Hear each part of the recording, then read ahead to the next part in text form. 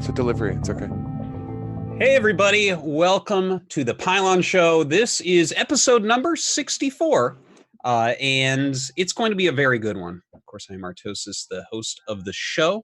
I have three wonderful guests with me here today, and a really great topic that really needs some deep discussion. But before I really get into that, let me just give a big shout out to our sponsors. First off, AFKT.com. They've been supporting us for a very long time. Looks like they're closed right now, but hopefully they'll be back soon. Matcherino.com/The Pylon Show. You can go there for all your Pylon swag needs. And of course, we have a code. It's Cheeseburger this week. I'm sure it must be National Cheeseburger Week. So go ahead, contribute. Thank you so much. That's what we need is a National Cheeseburger Week. But yeah, go ahead and type in cheeseburger to give us money on the Matcherino. You just make it appear out of thin air. We also have, of course, our Patreon, which is how this show is made and supported. Thank you so much to everyone for supporting. Patreon.com/The Pylon Show. Of course, we have things like you can ask questions to the guests and myself at the end of the show if you're a supporter. And speaking of which, where you would go to ask those questions is thepylonshow.com. This has all of your Pylon Show needs. It's where you ask questions. In fact, we have forums up right now that are in beta testing.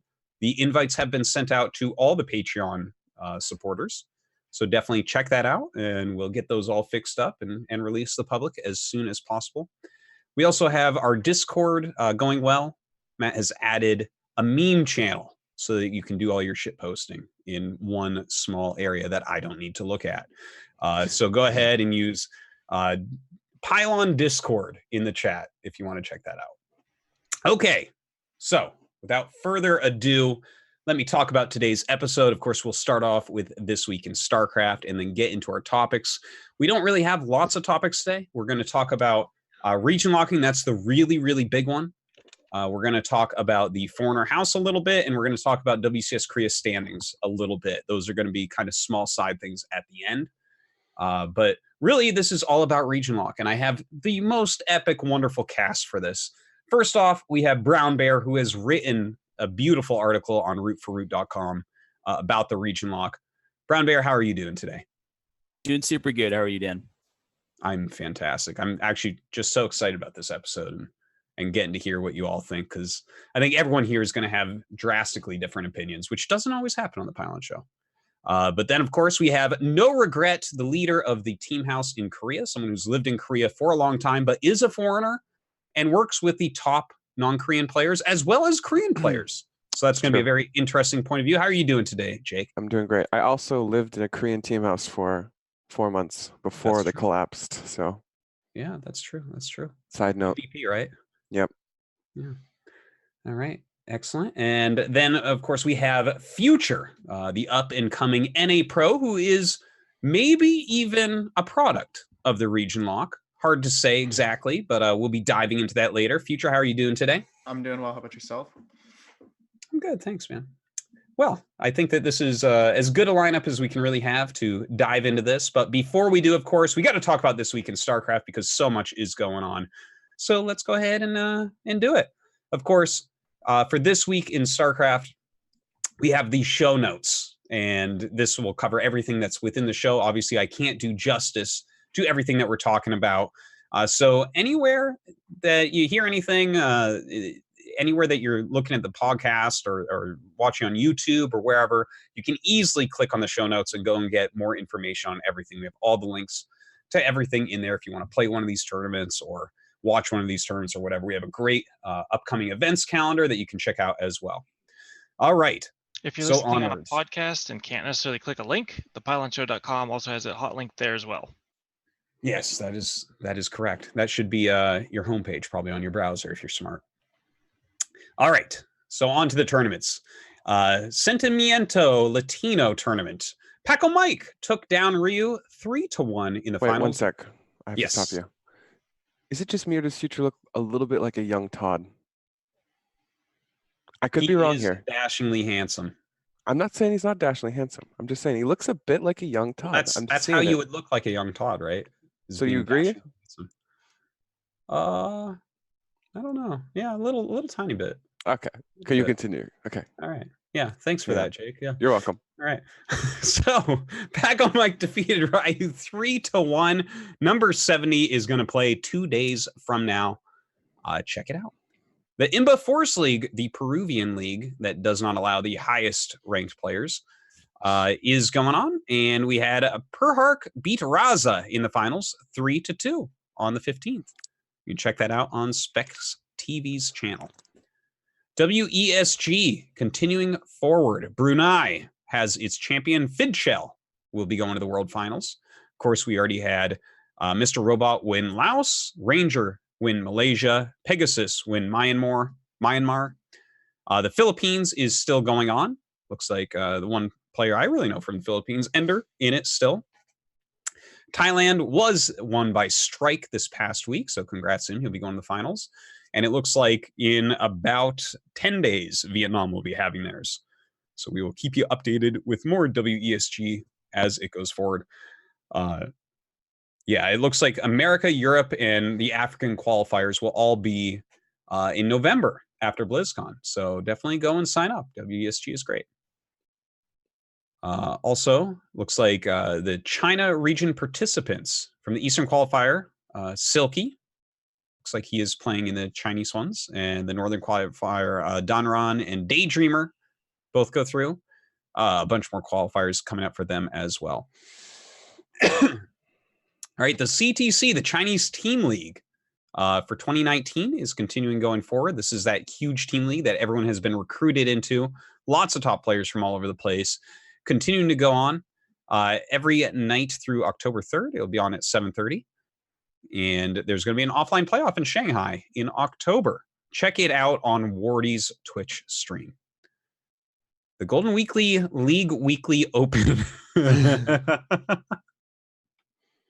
So you put this stuff through Google Translate and you get some funny stuff. The Golden Weekly League Weekly Open. Shigua defeated Breaking GG 4-0 in week number 4. Shigua is still showing that he's got it. I don't believe that there are any English casts of this as of right now, but it is part of Gold Series. You can probably check that out on Liquipedia. All right, the NetEase Esports X tournaments. The spring finals are occurring, and it looks like Group A, Brave Star Gaming wins with TS Gaming getting second place. And it doesn't look like there is an English one, but you can watch it on Crank's channel. So Brave Star winning is quite interesting. Cyan, Dream, Hurricane. Dream and Hurricane must, I mean, Cyan's great too, but is that not a little bit interesting? Like considering all these Chinese teams are here? Right. Like yeah. TSG is Solar and Hero. I mean, Zest and Special, like Dream and Hurricane. Like what? Well, some of those are in a different group, right? So, for instance, so Brave Star played TSG, which is Hero, Solar. Ocean is in the other group, right? Brave Star played Team LP, which is Parting and Patience. Or no, not Patience. Why am I thinking Patience? The Terran player. Brood War Legend. Terran player. Mex. Why can't I think of his name? Wait, I'm just gonna look at the list. Yeah, Fantasy. That's it. Okay, so interesting. Okay, go ahead. Continue. All right. Anyways, yeah, check that out on Crank's channel. All right, Alima League continues forward. Casted by Maynard, so you can check it out over there. Dream defeated Bunny 3-0 in the finals of number 167. Number 168 will be playing 5 days from now. Dream. Dude, Dream, man. Actually, I'm so excited for Dream. Looking back at the games, Dream's games in GSL this season. He 2-0'd stats. What? Dude, looking good. Dream is coming back, man. This is real. This is crazy. This kid was supposed to be big. Way back in MLG days, he was supposed to be big. And then I don't know what the hell happened, but he disappeared. He won like one tournament, like way back in the day. One tournament. I remember I'm like, this guy's going to be a legend. And then he just disappeared. Yeah. And we're like, what? Well, he's back now. So did he go to the military? I don't think he did. If he did, that's incredible. That's like really good. He's got a sick career ahead of him if he did that. All right. So Dream winning that and helping his team to win the Chinese Team League. Good for him. All right. The Underdogs, season 57. Very happy. Thank you, TKL, for pointing out to us. We were not covering this. We had Clem defeat Petit Drogo 4-1 in the August finals. This is a tournament run by O Gaming for French-speaking players, which is actually like that is one of the deepest scenes as far as skill goes. So definitely worth your while to watch. So congrats to Clem for picking that one up over Drogo. All right, the Corporate Esports Association Season 2. This is something if you work with a company that is full of a bunch of StarCraft players, you can make a team and fight against big time companies like Facebook, Apple, Google, IBM, and others. Check it out at cea.gg. WCS Summer Championship 2019 is occurring. Cure hits the top 4. Excuse me.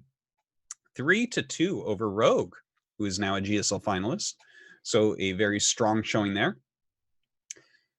Plenty of good players still left in there. It's going to be finishing up very, very soon. So definitely check it out over on Wardy's Twitch channel. The Master Swan Open, Sea Duckling Open continues onwards. The Sea Duckling Open number 69 was won by S. Rever over Papa Panda 3-0. So congrats to him. And you can check that out, of course, on twitch.tv/cranky_ducklings. But that's not the only thing that you can check out over there. The Grand Platypus Open is also going on as well. It's a tournament for the sea and oceanic region. It looks like Demi took down Oreo in the finals. Congrats to him. Okay, that Ao Day, pronounced Ao Zai. Okay, the Ao Zai weekly tournament for Vietnamese players only is on Grant SC2's Twitch channel. Looks like Upley beat Justice Simon 3-2 in the last one. Number 8 going to be playing in 2 days from now. All right, ProBots Season 3. And this is going to be the final season of 2019, and the registration is going to end October 7th. So if you want to check out some of these bot things, if you're interested in programming bots to play StarCraft 2, check out eschamp.com.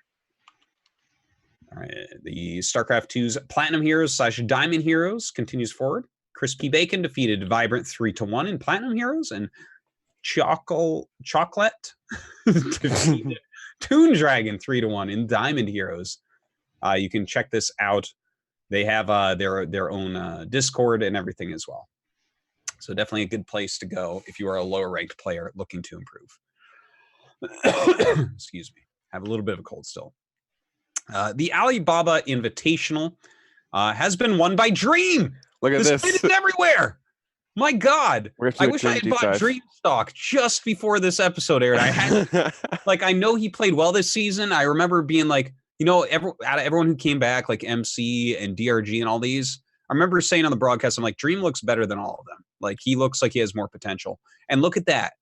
Winning 3 tournaments this week. What is going on? That's crazy. Over Gumiho 4-3? Gumiho is not a TVT slouch. Yeah, that's true. Gumiho's TVT is actually insane. People have been saying in chat that Dream has gone to the military, but oh my God, that obviously is chat info. Well, Twitch chat said it. We know it's not true. So unfortunately, he's going to be going to his military service, and we're never going to see him again. Anyways, you can check this out over on Laughing Games stream. Yes. Okay, moving forward. Bonjour Fight Night Club 2, a big tournament with over 3,000 euro prize pool is going on. Our newest results are Hero Marine defeating Special 4-0 and Petit Drogo defeating Bly 4-3. The tournament runs right through until October 9th. You can check it out on twitch.tv/Bonjour. The Starline League Season 7. Bassett and Enigma advanced in Group F. It's a Russian tournament, and it's made by Izzard. You can check it out on the 3D Clan or Izzard Esports streams. The Bulgarian StarCraft League Zarevets Fall 2019. BTMN 11 SC2 Numi, Kolio, Djorix, and MSRM all 2-0 their opponents. This tournament's going on until October 20th. You can check it out if you are a Bulgarian or interested in the tournament on their Facebook page, facebook.com/BSL Esports. All right, the 2019 Nation Wars Streamers Invitational has been going on. excuse me again. Looks like Indy reverse sweeps Beastie Cutie 4-3 in the finals and goes ahead and picks up a tournament victory. Congrats to him right there. Excellently played by the wonderful streamer and observer Indy. The Pizza Pie Biweekly Season 2. I'm looking here. Future, I don't see your name. What's going on? I've just been lazy about it. Oh, he's on a slump. That's You what he are means. 11 pizzas behind Starkiller, which feels like a lot, but compared to everyone else, you are the only one within reach. Oh, really? Yeah, you're second in pizza wins. You don't know this? Do you even watch the Pylon show? This is half our show. I gotta play more, man. Okay, I'll start playing them. Okay, thank you. I'll catch up. Everyone should be playing in the Pizza Pie Biweekly tournament. Definitely check it out. Gerald defeated B 3-0 and continues to move up the ranks. He is now on 3 pizzas. All right. We also had in-depth episode number 21, where Jake and I go over sales engagements. It was actually quite a fun episode. One of the games was really, really good and interesting. All of our episodes are really good, to be fair. Yeah, that's true. We're great. And check it out on my YouTube, youtube.com/ArtosisTV. All right, return of the Icy Far with Pig. The challenge, Stabby Mix Stab Stab. You're not allowed above 40 workers, so you have to play a little bit cheesy. Ha! The latest submission. Easiest challenge ever, Pig. September. I haven't made 40 workers in 3 years. Damn, you should submit your replays, see if he goes over them for you. It'll be boring as hell. I'll be like, damn, you just won with Lings and Banelings? Okay. Like, wow, that's a pretty standard play right there. All right. So anyways, send your replays into Pig if you want to join into that. OSC Melee number 81 occurs on Sunday, September 22nd at 9 p.m. Eastern. Colt Terran will be casting it. $40 prize pool. And yeah, you can check that out on OSC Esports. All right. The Blazing Series, Reality Season 1. Season 1 begins September 16th through 23rd. The qualifiers are open to players in Asian countries except for South Korea, or invited players for qualified. Ooh, more region lock, and I love it. Absolutely. Looks like they're having some qualifiers. They've already invited for strong players from the region as well. I love how there's that Swedish flag there too. That's awesome. Winter has lived over here a long time in the region. So, Liga Cubana de StarCraft 2, number 4, being played on the 21st. It's a monthly event for the Cuban community. So, if you're from Cuba, and you see we have a map there, so if you're confused where you're from, if you are in that yellow area, you are allowed to play in Liga Cubana. So, definitely do. The Australian Esports Federation SC2 LAN event. It's a $5,000 SC2 LAN event. October 5th in Melbourne, Australia, with 4 of the best players in the world. I heard that, was it Namshar that won the European slot for that? Yeah. No one knows? Yeah, it was, right? Yeah, Yep. Okay. Yeah, I'm remembering right. So congrats to Namshar. He's going to be one of the ones going down. Not the name that you might expect to see, but a highly respected player. Do you guys know who won from NA? Yeah, I just don't know if we can say it. Oh, okay. Well, I'm sure that they will announce more. Definitely, if you're in the Melbourne area, go and check this out. That's going to be a great tournament, no doubt. Really strong players going to be there. The TESPA Collegiate Series StarCraft 2 Team Brawl. The registration is open. It actually closes in 3 days. So you definitely want to go ahead if you are in college and you want to play some college StarCraft 2. Go and sign up. It's at tespa.org. StarCraft 2 UK Discord. Looks like they have their own Discord channel, and there is the Epic LAN 28 coming up October 10th through 13th. So if you are in the UK, this is something for you. Check it out. All right. Singapore establishes esports school. Excuse me. Philippines considers doing the same as it sends its first esports team to the 30th Southeast Asia Games, including local multiple-time StarCraft 2 champion Ender. He is the second from the left. Well, that's interesting. Singapore establishes esports school. Huh.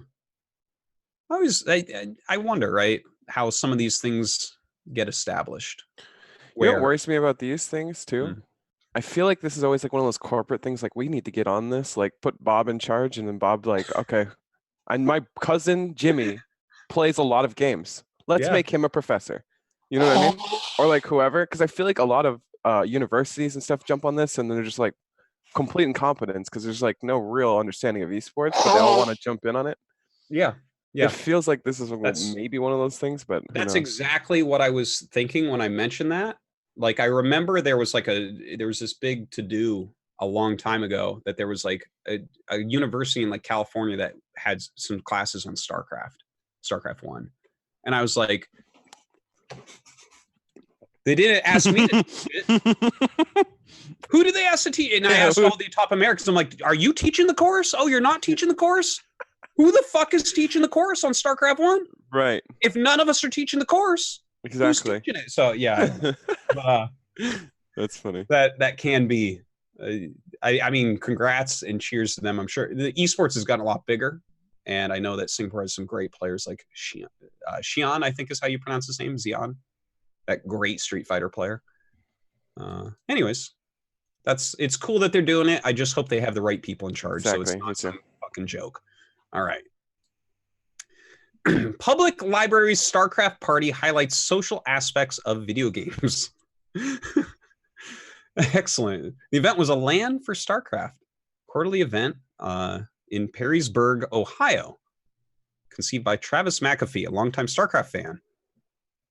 All right, very, very cool. Looks like it was a little bit of a LAN party at a library that they really liked, so they're going to do more of them. Oh, that's cool. I mean, I guess people don't go to libraries as much anymore, but this is a way to get people back in the libraries, I guess. Keep it up. Cool stuff. All right. Chinese StarCraft AI acts like a coach. Facebook AI like a dance instructor. Okay. Scientists in China tested the effectiveness of coach-like AI strategies while using reinforcement learning. All right. Very cool stuff. If you want to read more about this, check out the show notes. That has insane implications. Like if it actually becomes a thing. Like if you think about it and we take AlphaStar and just make it a coaching bot, like a couple of years from now, that would be insane. Oh yeah, that would be like crazy. It tells you when to do stuff and then eventually you can take it away from you. But like it has insane implications for esports. All esports too, not just StarCraft. If they had an algorithm or an AI that was really good at playing the games and could actually like, it would almost be cheating if it could actually coach you, I think. That's crazy. Yeah, if it got good enough, it could definitely show you some things. There's a lot to learn. Kind of cool. I'll probably read some more on that later. All right. How to build a Terran reinforcement learning bot. Bits of code number 6. This is a YouTube series. I believe it's over at ESChamp as well, but you can check it out if you're into the coding of bots in StarCraft 2. We have the links in the show notes. All right, the 2019 College Star League Autumn Competition. This is the CSL, I guess, and it's in China. So I guess check that out if you are over there. The champion gets 4 years of tuition, and the runner-up 2 years of tuition. That's pretty sick, actually. All right. General transmissions. There's some news about Scarlet. Scarlet is apparently the 329th winningest esports player. Probably after about 300 Dota 2 players. All winning one TI at some point or something. They all made it to TI. I'm like, wow, that's really cool, guys. There's $1 million. Yeah. Okay. Let's see. All right. Oh, it looks like this might be a piece more on how much money women have won next to men. Okay. Anyways, I feel like that would be a huge topic if you actually wanted to deep dive into like the differences and like cultural, like there's just so many things to consider. Like it's incredible. Like you would never, we wanted to do a conversation topic on just women versus men in esports. We would not do our main topic. You know what I mean? If we had people that actually knew about this here, I don't know if we. I don't even know how to have a discussion about that. Like, well, I mean, So Whoever wants complicated. to play StarCraft can practice as hard as they want and play in tournaments and win as much money as they want to try to win. And yeah, I don't know. Okay. So transmissions, there's a new route 4 in our house. I think we'll go over that a little bit later. We can. We also have a player survey from Arit. We've covered some of his great content before. Looks like ladder datalytics by Pure aims to survey players on their ladder results as they correlate to other habits like stress level, food, and sleep.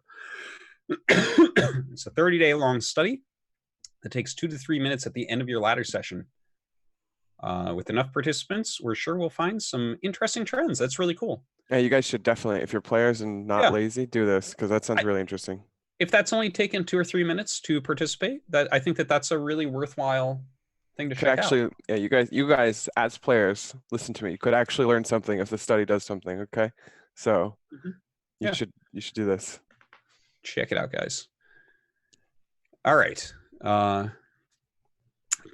Trisha Helfer, the Battlestar Galactica actress, revealed to Game Reactor her favorite role is Sarah Kerrigan from StarCraft 2.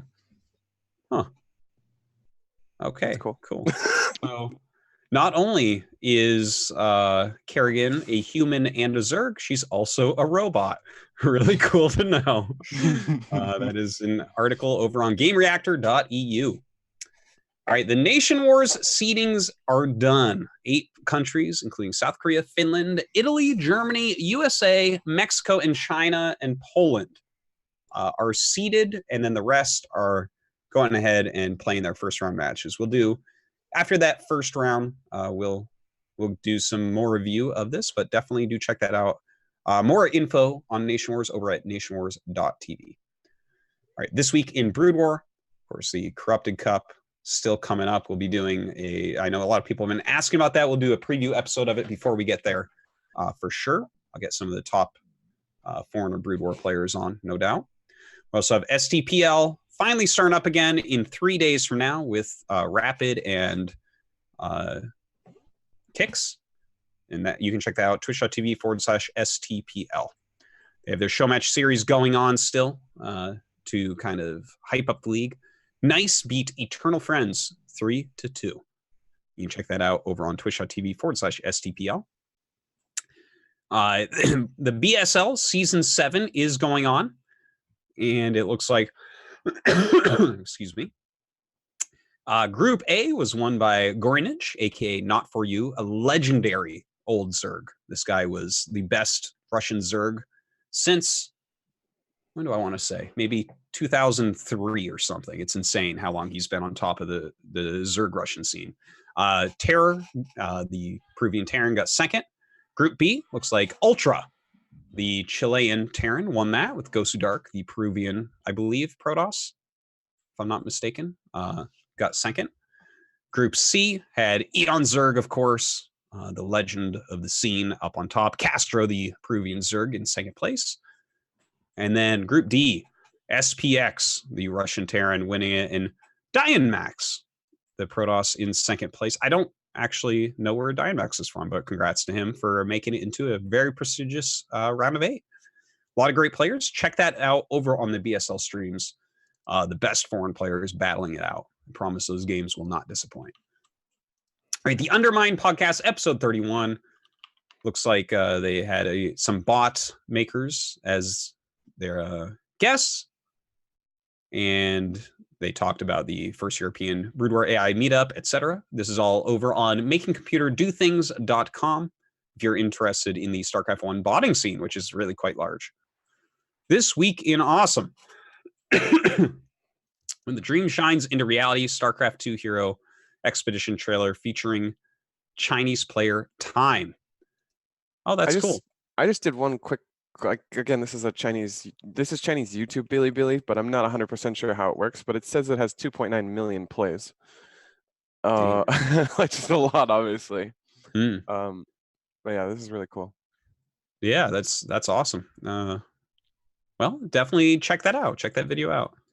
I want to look at that. I think Time has like such a huge he's like a really big deal for all of us in StarCraft. Like if he does really well and inspires new Chinese fans and all these people to come into the scene, it's like it's just such a positive thing. And the fact that he made BlizzCon is like really good for everyone. Like China actually has someone to champion in BlizzCon, which means our viewership should go way up. I mean, it should inspire new players. I mean, it's just great, and he's so young too, and good. And the reason why I no regrets saying this, for anyone who wasn't around back in the day, the generally accepted reason why China is so into Warcraft 3 is because Sky won WCG, the World Championship, for Warcraft 3 twice. So that is that was like a gigantic boost. And Warcraft 3 to this day, it's such an old game. It's only the third best RTS game, but it's huge over there, right? It's massive, yeah. So like they have an esports scene that could be bigger, if not comparable to StarCraft 2. Like it's just it's their supposedly own scene. Extremely large. Yeah. So very cool stuff. Go check it out. All right, this week in Awesome, the War Chest Phase 2, excuse me, sorry, has been unlocked. So keep earning your skins. And we have a public service announcement as always. Send us your information about what you're doing. Send us your clips and win pizzas, all that good stuff. Cobra wants you to do that. So there you go. That is this week in StarCraft. Cool. I'm glad I derailed you as much as I possibly could. Yes, thank you. Do we have clips this week, Cobra, or no? Yes, we do. Let me pull this up real quick. Let's do them. So first of all, we have a Brood War clip where sometimes have you ever wondered if your Hydralisks or Brood War could be as fast as Zerglings? Well, we have a clip that demonstrates what that would look like if it was real. Well, that sounds fun.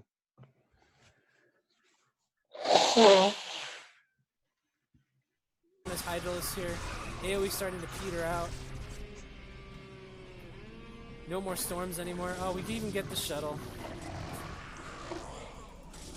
Oh man, but still Bond holds on. Whoa. Dude, look at these Hydralisks! What? Really?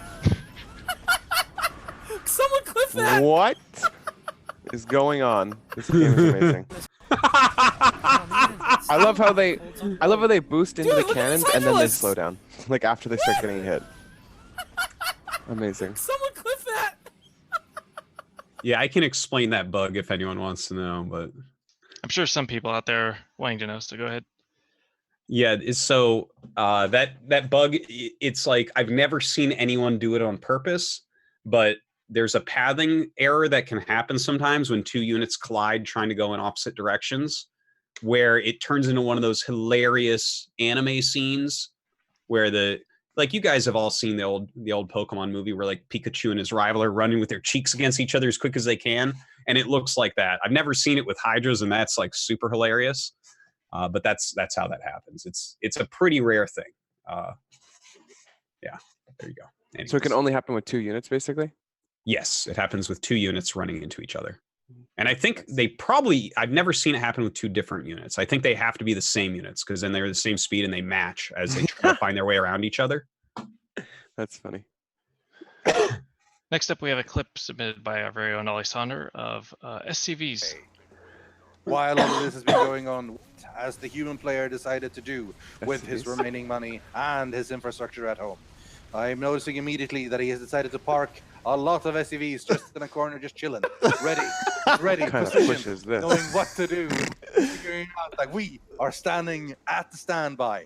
It's not the most exciting of business, but it is tense. At any moment, a battle cruiser may teleport down and ask for repairs, and they must be ready with their thing. They must. They must.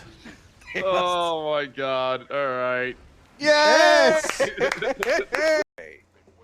While all this hurts me to watch. Didn't even need him. Non-orbitals, fully queued SCVs. Dusty's just chilling. Like a 3-tank 2 BC push. He's pushing into his Zerg at 10 minutes with 2 tanks, 2 BCs, and the Zerg has infestors. Like, this is ridiculous. But, oh man. I guess it's a new player. I'm not sure.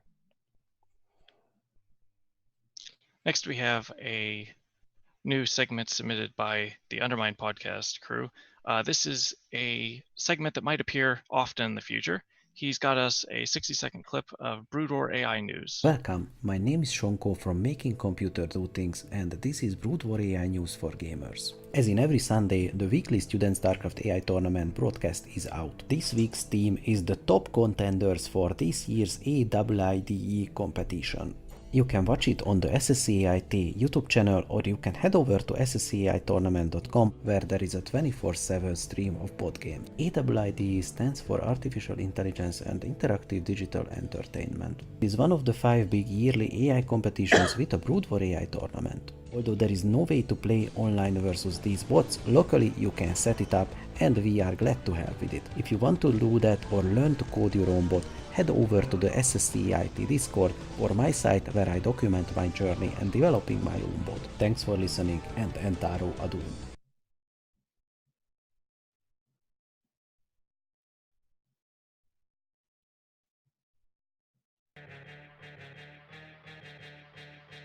The next Best of Neuro compilation is out, and that's on Neuro's channel. If you'd like to view the full thing, we can't play the full thing here, obviously, but...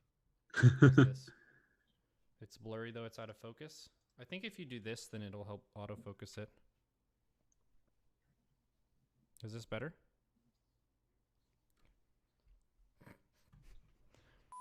You start off the day with a bunch of super annoying stuff in a row. And that funny thing is, he's not even wrong. An opportunity to build yeah, right? to face adversity and just visualize that as a hurdle. And then you just jump so far up in the air. People are like, where did he go? He jumped over the hurdle. Did he need to go that high? No. He's in the fucking clouds at this point. The full thing can be found on Neuro's channel. Lastly, for this week, we have, early in the show notes, we were referencing Beastie Cutie and that match with all the nukes in it. This is leave, buddy. Beastie is sick. He's winning this game without a fight. He's like, what if I... You said he's getting nuked out of the game, and I was like, that sounds kind of funny. I've never heard anybody say that. But that's truly what this is starting to feel like. Yogo is getting nuked left, right, and center and has absolutely no answer for a Beastie hitting him from all these different angles. Another nuke on the top side, by the way. Uh-oh. What's funny to me is that we've seen like games with Maru and everything trying to nuke a lot on the north side. It's gonna connect. Yep, those are his last rounds. Oh, he sees it in the very last second. Yeah, on the left side, this one will actually land. So I was about to say, we've seen Maru trying to go for this kind of strategy, but so many nukes just not landing or not connecting with anything. In this game, I've never seen. Doesn't find it. Yeah, I've never seen like a Terran being so freaking cost-effective with nukes ever. Where is he nuking from? I don't even see the ghost anymore. I think you need to leave, buddy.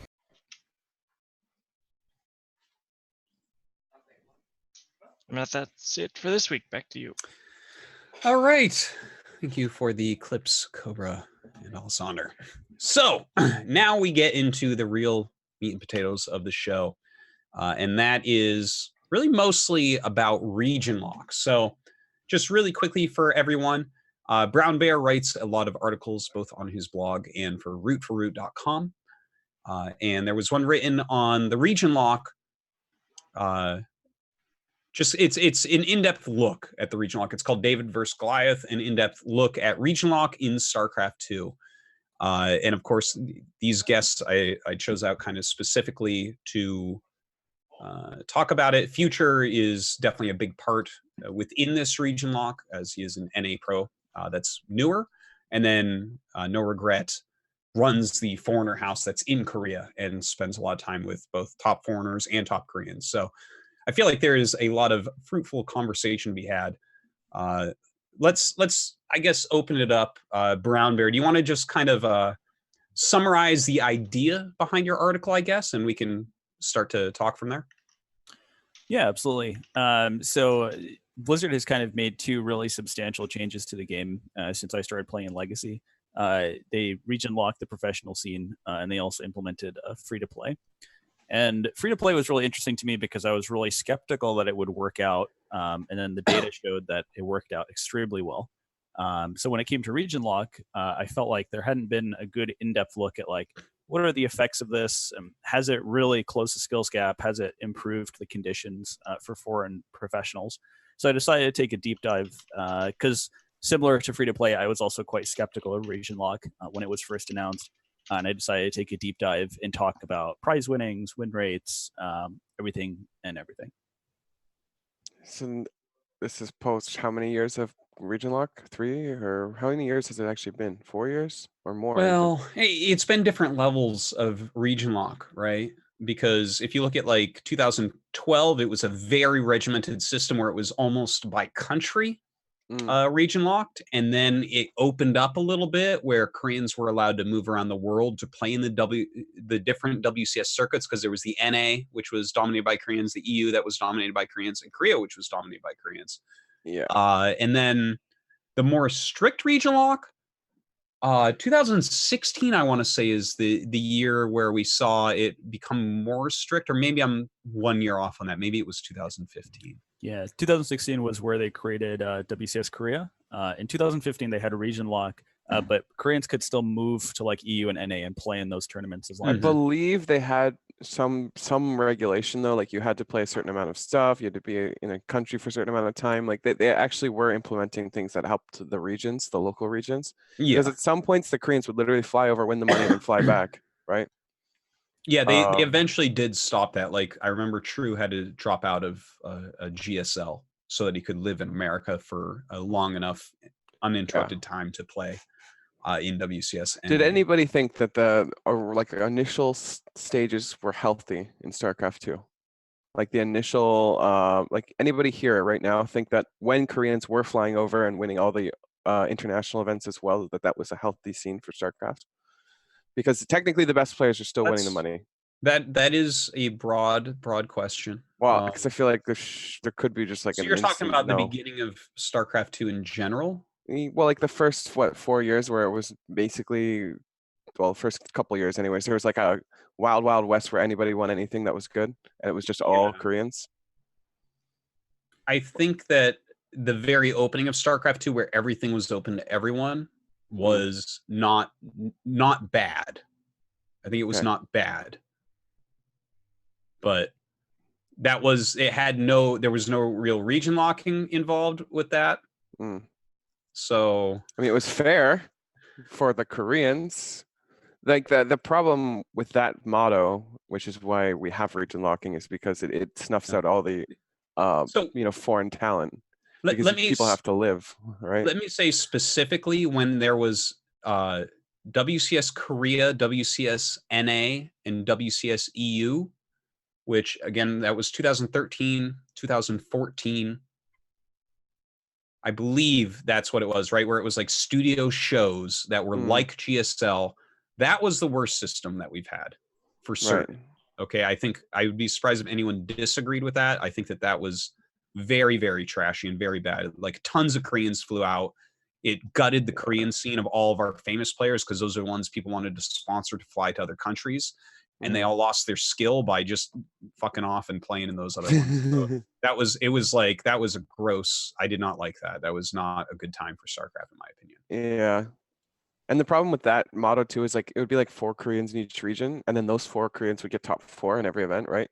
And then we'd have a Korean versus Korean finals, Korean versus Korean semifinals. But like before then, the Koreans would just dominate literally everybody. Like there's no show when it's a 3-0 every single time, or whatever. Like, sure. Well, I think let's focus more on the more recent, the more recent region lock, because the beginning of this is all stuff building towards this, right? Yeah. So I think without any doubt that the original WCS idea was like 2012 was great. It was way too expensive and way too cumbersome.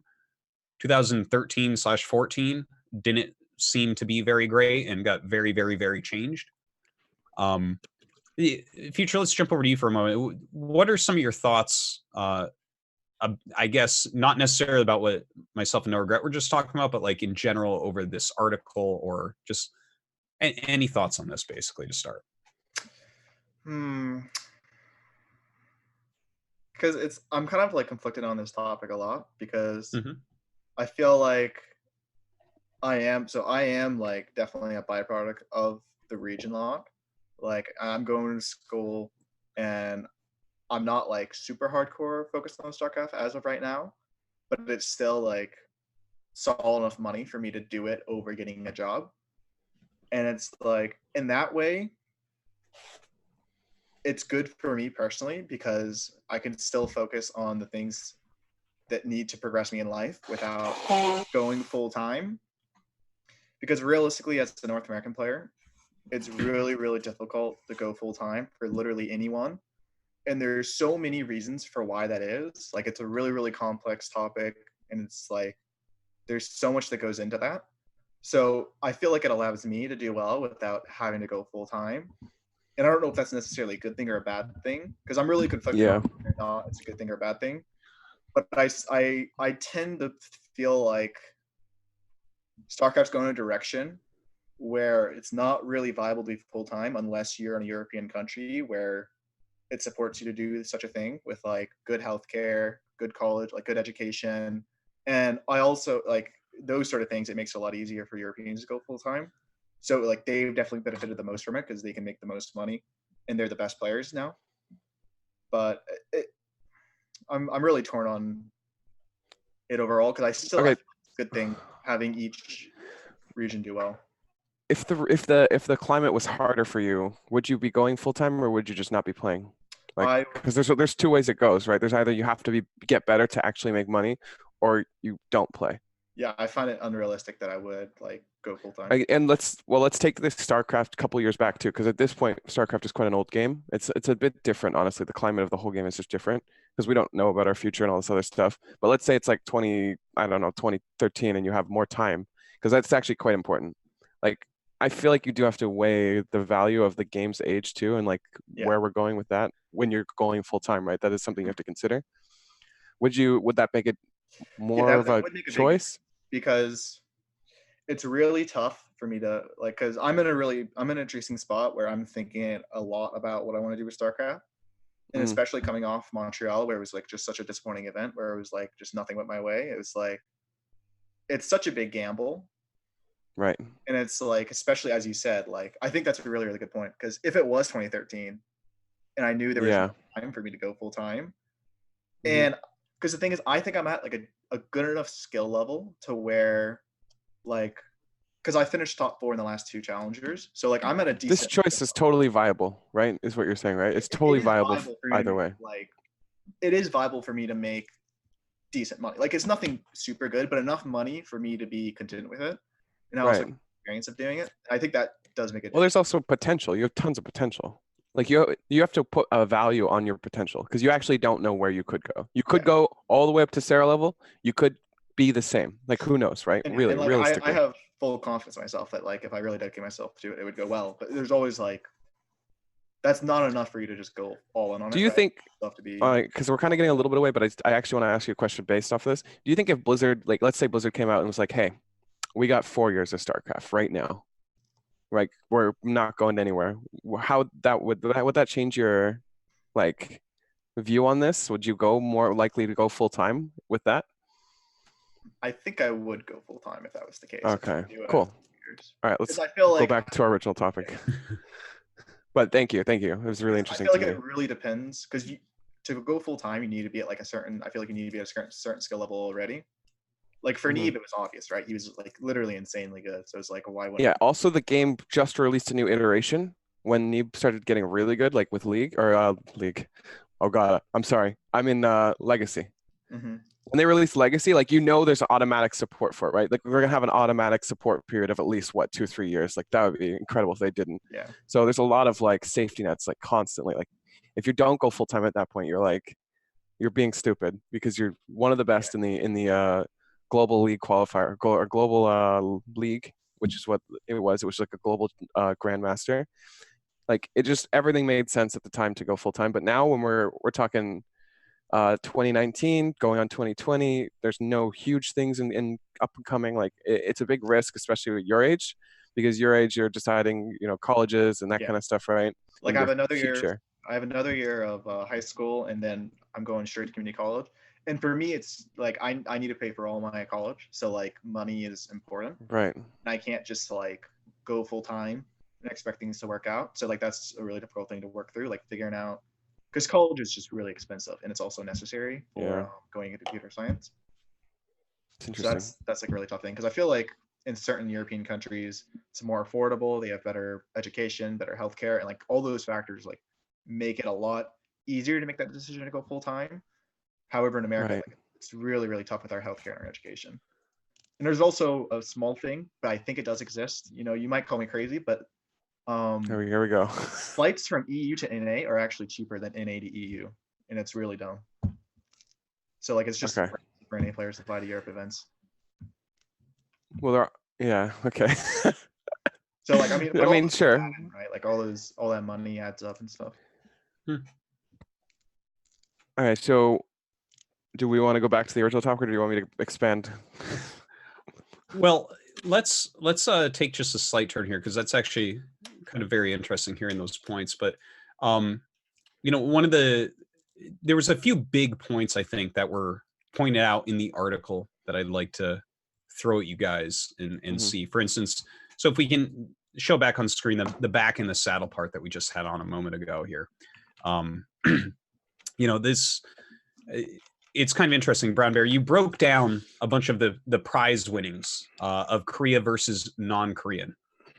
And we can see that it went from 2013, which was that was the first year of a real WCS format. 2012, again, that was like kind of a country by country, very interesting, but very different thing. And it went from 74.2% Korean won money, and then down to last year, 49.6%.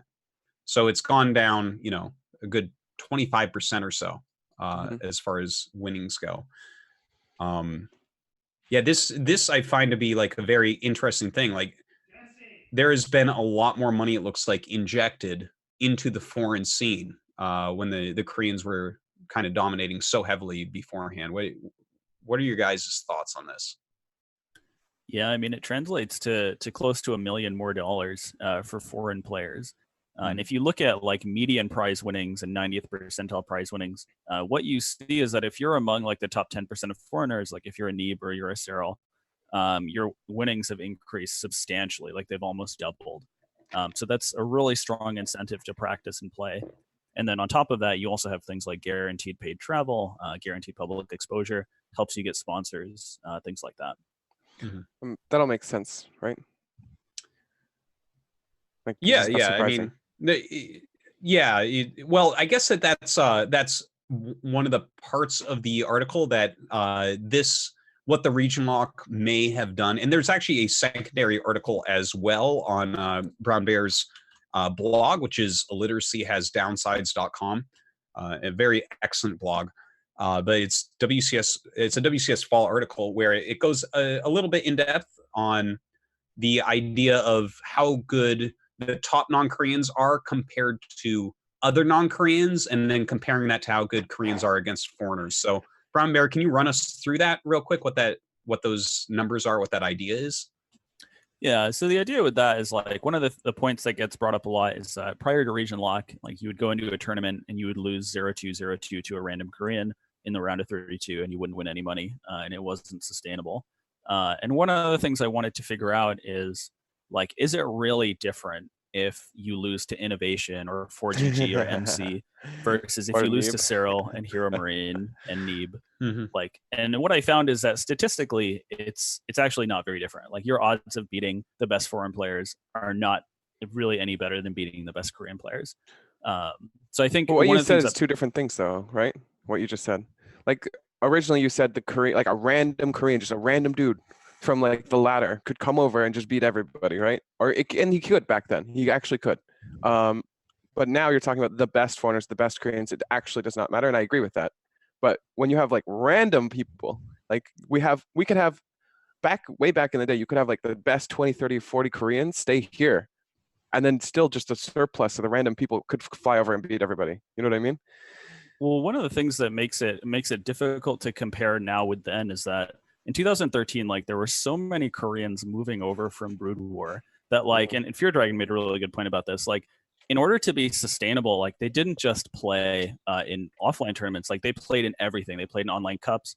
They were constantly like everywhere there was money, they were participating just to be sustainable. And so like if you look at the Korean scene now, like it's hard to play against a random Korean because everyone in Korea is a top tier player. Like the region, I guess in general, as the Korean scene has progressed, the top tier or the lower tier and mid tier players have kind of all dropped out, whereas the top tier players are still playing.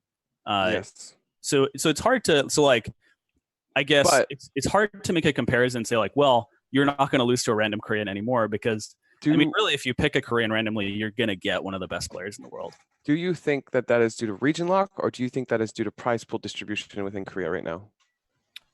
What do you mean? Like the top Koreans doing well still is not necessarily surprising. Like we have like a solid 32 players that are really, really good, maybe like 34 that always get into Code S, right? Essentially. But as soon as you drop below that, like there's like a gap. There's a gap within the full-time scene in North America and Europe as well. There's a gap of like you have to cross to get to where you're really earning money. And there's that same gap in Korea, except it encompasses like 30 players because the GSL is like 3K per qualifier or whatever. If you qualify, you get 3K. But below that, you get nothing, 0, right? No exposure, no money. So you essentially have to be one of the best or you don't get anything. And my thing is, I think that all the players that aren't established right now have a really hard time passing that level, especially in Korea when there's not much support going around, right?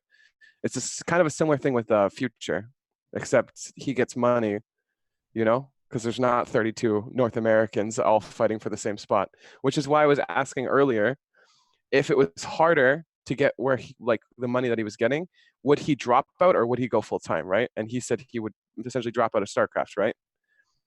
Given the same time frame, like right now, without Future guaranteed in StarCraft.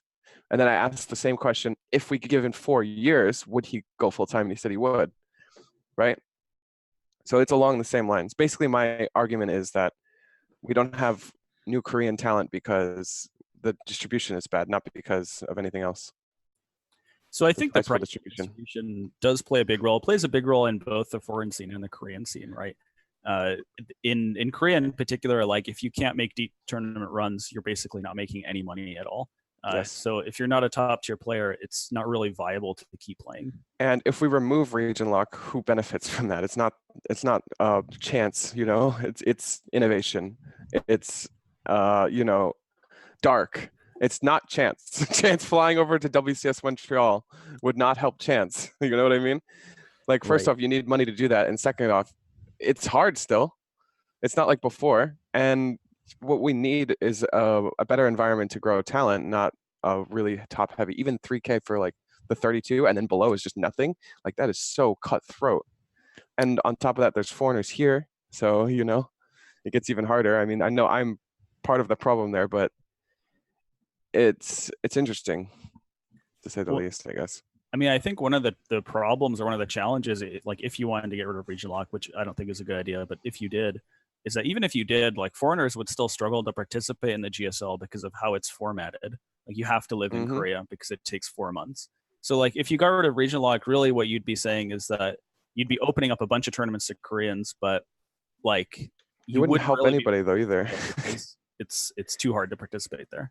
Like if we did if we could pull Cyril over to Korea and like we flip the tables, basically all you'd be doing is giving Cyril, Neeb, Cyril, Special, and all these people access to more money, which they don't need. You know what I mean?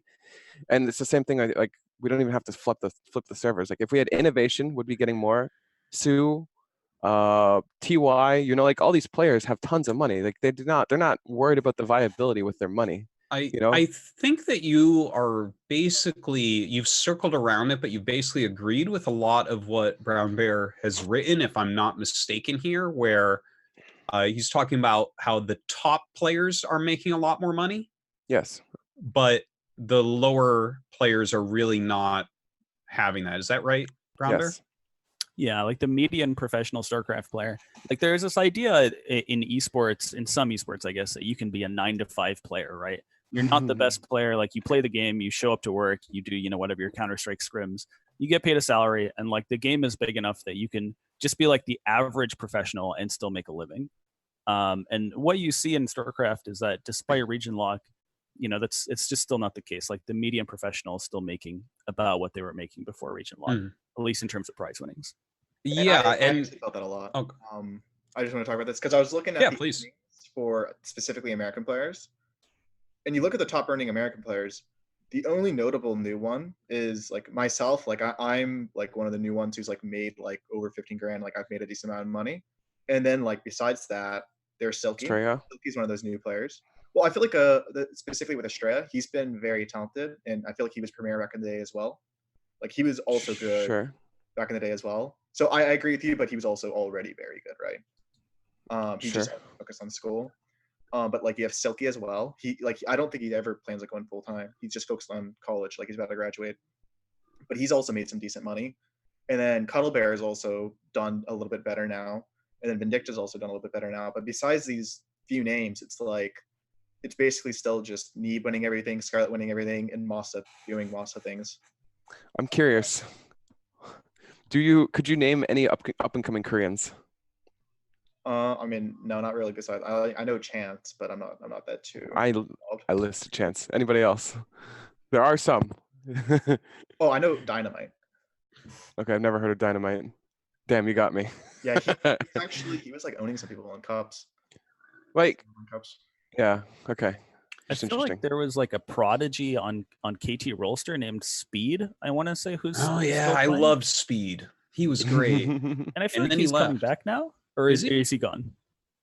I haven't seen him in years now, but yeah, he was looking real good for a little bit.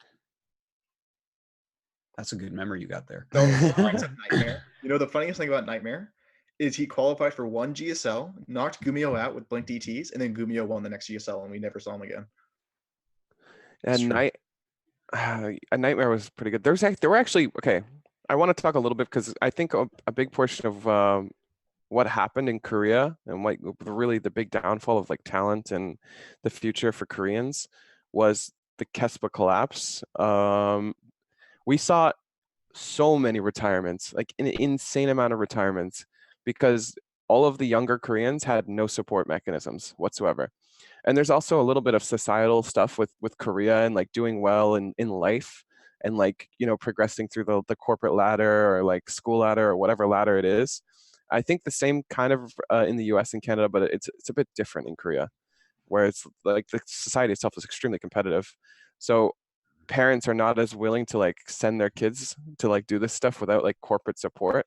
Like, for example, if you're like, I'm going to work at Samsung as a pro gamer, it's very different than I'm going to work at Mom's Basement as a pro gamer. Like there's some kind of net, right? There's some kind of legitimacy in the eyes of parents and in the eyes of what the kids are doing or whatever that fosters the ability to actually go full time. And this is something I've just been thinking about. I could be totally wrong. This is just an opinion of mine, but it makes a little bit of sense. And then once all that corporatism and like professional like support and, you know, future guaranteed kind of stuff disappears, we see basically everybody that wasn't making a ton of money disappear, right? And now we just have the people that were remaining from like that period of time that were making enough money, or there are some people that made the risk, but I'm just saying in the overwhelming majority did not take that risk, and the overwhelming majority retired. Nightmare is one of those examples. There's tons, though. There's just infinite examples of people that were really, really good that just disappeared. Like the B teamers on KESPA back in the day, like when me and Sasha first came out here in 2016, the B teamers would beat us like every time. I mean, I was not great, but you know, Sasha was losing to like Zaun, she was losing to Nightmare, she was losing to people like this, you know, fluidly, like 2-0s, and then all those people just disappeared, like all of them, overnight, essentially too. It's crazy. I think that the culture point is a really important one because like last year, Solar put out this tweet saying like, hey, we think it's really unfair that foreigners can participate in GSL, but we can't participate in WCS circuit events. And what I really found amazing is that it took 2 years for a professional Korean to say this out loud. Like if this happened, like if these rules were imposed on Americans, I think there would be a change.org petition within the hour. Yeah. The thing is with that tweet was really, really stupid though, because it's not he's not wrong, but what he is pushing is a region locked Korea where we lose the foreigners that are staying a long period of time here. And that's actually kind of bad for StarCraft. I mean, I think there's actually some information in the article about this, where viewership is up. Foreign participation in Korea is always a positive thing. The thing is, we need to find a way to make it fair. And region lock in Korea does make it fair, but it actually hurts the game quite a bit, I think. The better thing to do here would be a way to support amateur Koreans and not just have foreigners take those questionable slots. The problem is, if we region lock Korean, we're not actually helping the amateurs. I don't think the amateurs get in still. It's possible they do, but because I have to keep building on my ideas here. First thing is, GSL qualifiers are super cutthroat, but also there's a ton of luck in them. I've played tons of them. Sometimes you get, I got Haas to qualify one time, and the other time I got Impact Innovation. Like, just complete random a lot of the time. Like, you don't pick who's in. There's a lot of seeding questions with it. Like, they literally just pick 2 people that they know, and they put them in each bracket, and then they fill it with everybody else. So completely random. Sometimes, Emotion gets in, and sometimes he doesn't.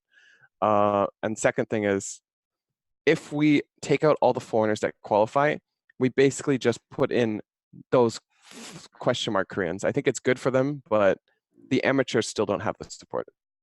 Okay, go ahead. I think that you maybe jump to a slight conclusion there. You mentioned that the foreigners really boost viewership. Is that what you found, Brown Bear, for GSL? Overall, I found the data was mixed. I mean, part of the problem is that the overall views are quite low, so it's hard to identify a pattern unless they double viewership. But both my analysis as well as an analysis that someone did on Reddit showed that there's not really a strong correlation between a foreigner participating in GSL and the overall viewership increasing. Interesting. What about the VODs? Yeah, someone in Reddit VODs and found that there wasn't a strong correlation. There was not. Yeah. Are we sure? Because that's really surprising to me if that's the case. That Scarlet playing in the GSL would not give any more viewership.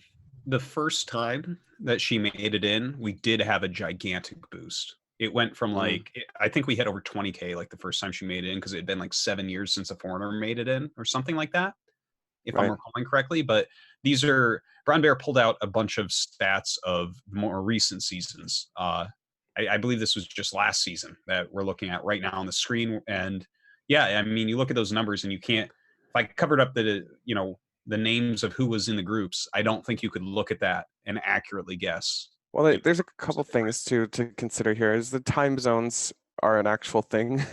And most of the GSL viewership, the foreign GSL viewership, are diehard fans of GSL either way, I think. Considering they have to essentially be up at 5 a.m. or whatever, or maybe, So it's hard to say for sure, but that's why I'm a little bit surprised that the VODs had the same viewership, because the VODs are something everybody can access. But, Yeah, they all did around 70 or 80K views. Right. Yeah, that's not. Either way, though, foreigner interest in Korea is always a positive thing, is all I'm saying. But, who knows? Maybe I'm just wrong.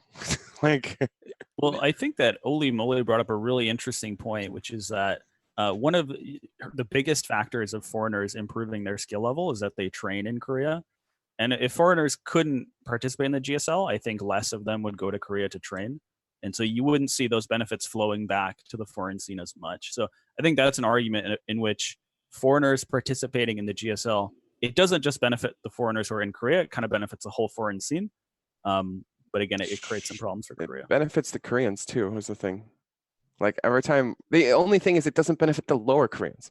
I get it that it doesn't benefit every Korean equally. But for example, when Neeb practices with TY for 13, 14 hours a day for TY's matches or whatever, that is really good for TY or whoever. And this happens constantly. We're playing on the ladder the whole time. I mean, it's the same argument you can make with when the Koreans stayed there, but there is some benefits. But let's say we take Scarlet and Special out of the GSL, those 2 spots, does that actually help the scene? Yeah, removing those 2 people from the ladder fully, removing those 2 people from practicing, removing those 2 people from all of it, does it help that, Bunny got in and somebody else got in this time, but those 2 players never play in GSL ever again? I mean, I think you brought this up earlier with respect to the qualifiers, and I think you were absolutely right. Basically, if you go through the qualifiers and you lose to Special, and then now you don't have anything to participate in for 4 months, It's not really different than having nothing to participate in for 4 months because you lost to Sue or a TY. Exactly. Yes, exactly. And remember what I was talking about with complete luck in the qualifier, right? Like you could get whoever the fuck in the qualifier sometimes, or you could get innovation in Mario. You know what I mean? The challenge there is if you change that, because the GSL, in my opinion, is the most prestigious StarCraft 2 tournament in the world, even compared to BlizzCon, and it is that way because of how it's formatted. And so if you changed that, I think it wouldn't necessarily be a pure win. I think it would affect the prestige and reputation of the tournament. If you region locked it? If you region locked it, or if you made it shorter, or if you made it like a weekender, like in the foreign scene, any of those kinds of changes.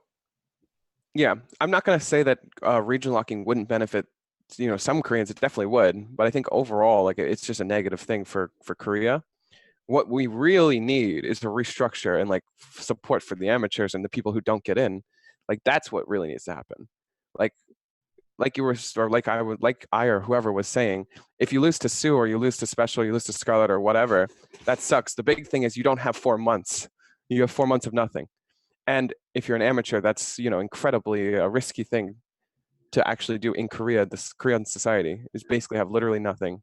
Yeah, if I could for a second to just shift that slightly. One of the things that you brought up, Brown Bear, between the two articles was, and we already mentioned it just slightly here, but the top foreigners are basically like Koreans now with their win rates. Like top Korean win rates against foreigners are like 80%, and then top foreigner win rates against foreigners are like 80%.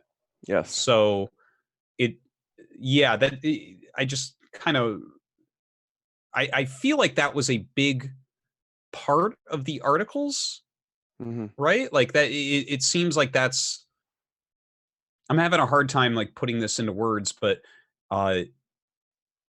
those like, did region lock just make 8 more Koreans that aren't Korean? Like, is that where do you know what I mean? Yeah, it's right.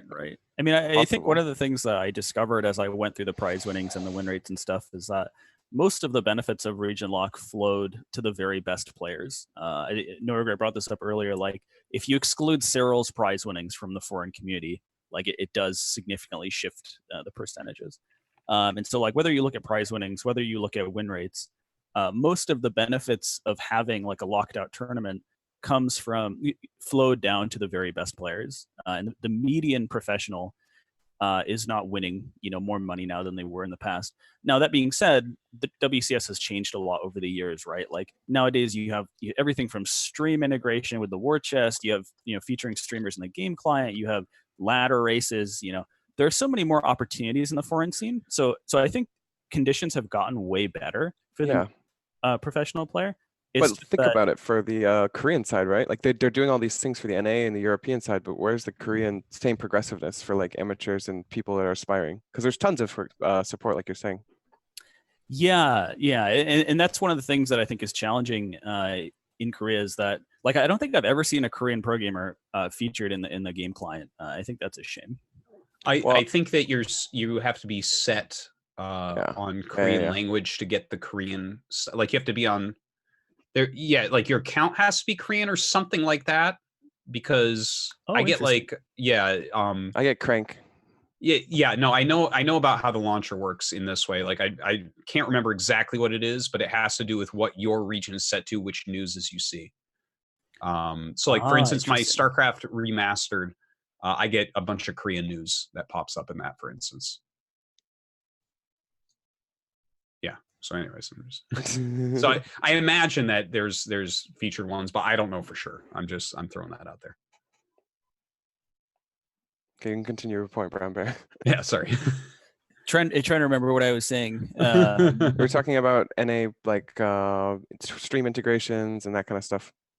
Yeah, so like the condition in the foreign scene has improved significantly. Like I think it's much more viable to be StarCraft professional now than it used to be. However, like if you look just at the core metric of how deep of a tournament run am I going to make, it hasn't really changed. Yeah, I agree. I think this is actually part of the reason why we have the dilemma of like going full time or not too, right? Because you have this grabbable money if you're Future or whoever who can play and grab that money and continue their job or whatever. But you know, it's question marks if you want to do more, right? Like, let's say he goes full time, he's still gonna have to contend with Neve, Scarlet, and all these other people, and it's not. There's no sure thing there, as well as we don't know where the game's gonna go, as well as like all these other stuff. Like, it's just a ton of consideration, and then we still have that like safety net of money, so it makes an interesting dynamic. Yeah, it's really tough because as you're talking about with Cyril being the majority of the prize money, if you look at American prize pool distribution, Neve is like 1/3 of it, maybe like 1.5 of it. Like he's the majority of it, right? So if I'm gonna go full time, so right now my last 2 results in Challenger was top 4. Where I go from there, I lost to Neve in both of those, right? Going full time, how much of a difference does it actually make? Because I'm still competing against Neve, who's making insane money. He's Right. good.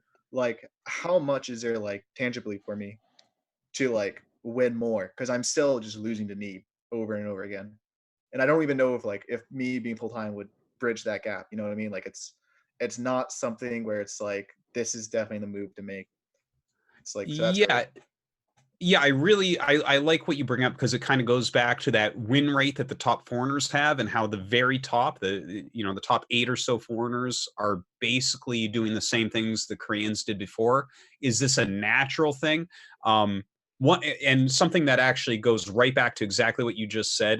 Drogo actually sent me a whole bunch of thoughts on the articles that were written, and one of the things he pointed out was that he felt that 2015 to 2016, the change in the prize distribution is a big part of, or something that wasn't good. To the 2015 system gave much more money to the lower ranks, like it was a flatter prize distribution to help the lower ranked scene out a little bit. And he felt that that was very good.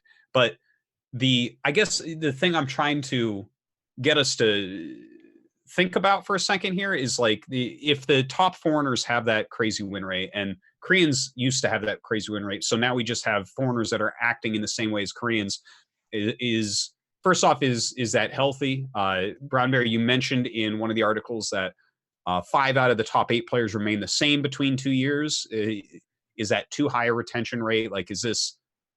I don't know. I just guess I want to get your guys' thoughts on that. So I'll kind of paraphrase Norgray here, but Norgray at BlizzCon, we had a chance to talk, and he made a really interesting prediction that like because the meta hadn't changed as a result too much of the like Cyril would continue dominating the scene. And I remember telling him like I don't know about that. Like I see a lot of talent and stuff. And what's happened, right, is that like it's very much been the same people as last year doing extremely well this year. And so I think that's like I think that's kind of expected. Like people who are good will continue to stay good, but I think sometimes people want to see new blood. They want to see new styles of playing the game. And to expand on my own ideas, right? Because you were paraphrasing from what, 22 a year ago. My thoughts behind this were, if we did not have a big Blizzard patch, like the original one, there was like one time in 2016 we had a huge patch. They removed the mothership core, they added the shield battery, like huge change. We would not have a huge mix-up of the pro gaming scene. So my argument was, if we should continue to change the game drastically to increase like player excitement, the ability that kind of force them to play more and open up opportunities for new players to come in, because if the old players aren't practicing as much as they were before, and the new players are, then they can actually gain an advantage. If you don't change the game at all and it's exactly the same, it's really hard to break that gap, right? That was my argument. So my prediction was, if we had no big change, that we would have essentially the same top level players, progress. You could make that argument either way, but it's very, obvious if they don't change the game at all. Okay, you can continue. That was just my original point, fully. Yeah, I mean, I think Drogo brought up a really good point, which is like the prize distribution for lower tier players. Like, I think I would like to live in a world where you don't have to win a tournament to make a living off of StarCraft or to play StarCraft professionally. And so I think more important than like trying to shuffle the top 8 players is, is there a path? Like, if I'm consistently the number 50 player in EUGM, do I have a path forward to continue playing StarCraft like 6 hours a day? Or is it the case that like I have to be Cyril to play the game professionally? And I don't think that's the case right now. I think they've made a lot of changes to make that the case. And I think it's important for them to keep those things going forward. What are your thoughts on this topic, Future? Because you're someone that's directly impacted from this, as someone kind of in between pro and not pro. So what exactly are we? Well, I guess the prize distribution, the rotation of top players, that type of idea. So actually, I feel very strongly about Blizzard doing big end of year patches. Like, I understand it's a very difficult thing, and you can't just ask for it because you need a balanced team dedicated to working hard on it and fixing the things. But I feel like that, not as Nurgat said, that mixes the game up and it makes it so that those who aren't practicing as hard can fall behind, and it allows people who are working harder and newer people to do well. I also think it's just really interesting whenever you mix the game up. Like, I think even though we realized at a certain point that the Cyclone was broken, the old Cyclone, adding that as a new unit, made so many new builders. Like, I understand we came to a point where we realized it was broken, but I feel like those things in general are just really good. And then prize distribution, it's like, I was thinking about it a lot, and I think the best system that honestly, my favorite event from this year was WCS Winter, where it had a really good, like, a lot of people got paid decent money from that. And it's like, with that event as well, it also was an event where the round of 6, it wasn't just like, if you got round of 6 and you had at least WCS points, you play Neeb and you lose. It was Estrella versus Cham. So people who are 5th and 6th seed play against each other, and then it's like 5th versus 4th, 4th versus 3rd, 3rd versus 2nd, and then it goes on like that. So it was also a way where it's like, you don't just lose for doing well, you don't just get Neeb. So I thought that format in WCS Winter in the round of 6 was really good. I also think generally that entire format of WCS Winter was like really good. Like, the distribution there was really good. And I really, honestly, my main point here is I really like that tournament overall. And I was looking at some viewership numbers from like esports charts. I mean, I'm not 100% sure on what's the most reliable for viewership numbers. But regardless, I was looking at that. And the viewership for that, like, NA actually had better viewership than Europe for WCS Winter. So it wasn't entirely true that people just wanted to watch the absolute best. And most of the games were from the group stages that were the most viewed games. Like, those were some of the best games that people enjoyed watching. Like, I know one of them was Time versus Silky. People really enjoyed that matchup. And my main point is, like, that prize pool distribution is so much better, and it's also online, so it's so much cheaper to run as well. Like, I really like that tournament. I think that's really interesting because WCS Winter was the only tournament this year that region locked North America and Europe from one another, so kind of protecting North America from Europe. Would you want to see that going forward in the other events, because Europe is so dominant right now? It's like, I would, because the main issue that I keep going back to is like the full-time issue, because it really just is the fact that college and life is like the killer in the NA scene, because there's so many Europeans that are full-time, and all the Europeans that are full-times are the ones making the money at WCS events, whereas with NA there's Neeb and there's Scarlet, and I guess technically Astray is full-time, but that's only because he just graduated college. And like, those are the only 2-3 players that are full-time, right? So it just ends up to where those are the players making the most money. North Americans aren't really making much. So, well, they should though, because they're full time, right? Like, if you had no incentive to go full time, then that would be really sad, right? Like, they are making the most money, but they are full time. They're putting in the most hours. They're, putting their, like, if you went full time, you would want to see a correlation in skill and money or whatever, right? Yeah, definitely. But the problem is the gap to overcome when you want to go full time, right? Like, your future is uncertain. That is the problem.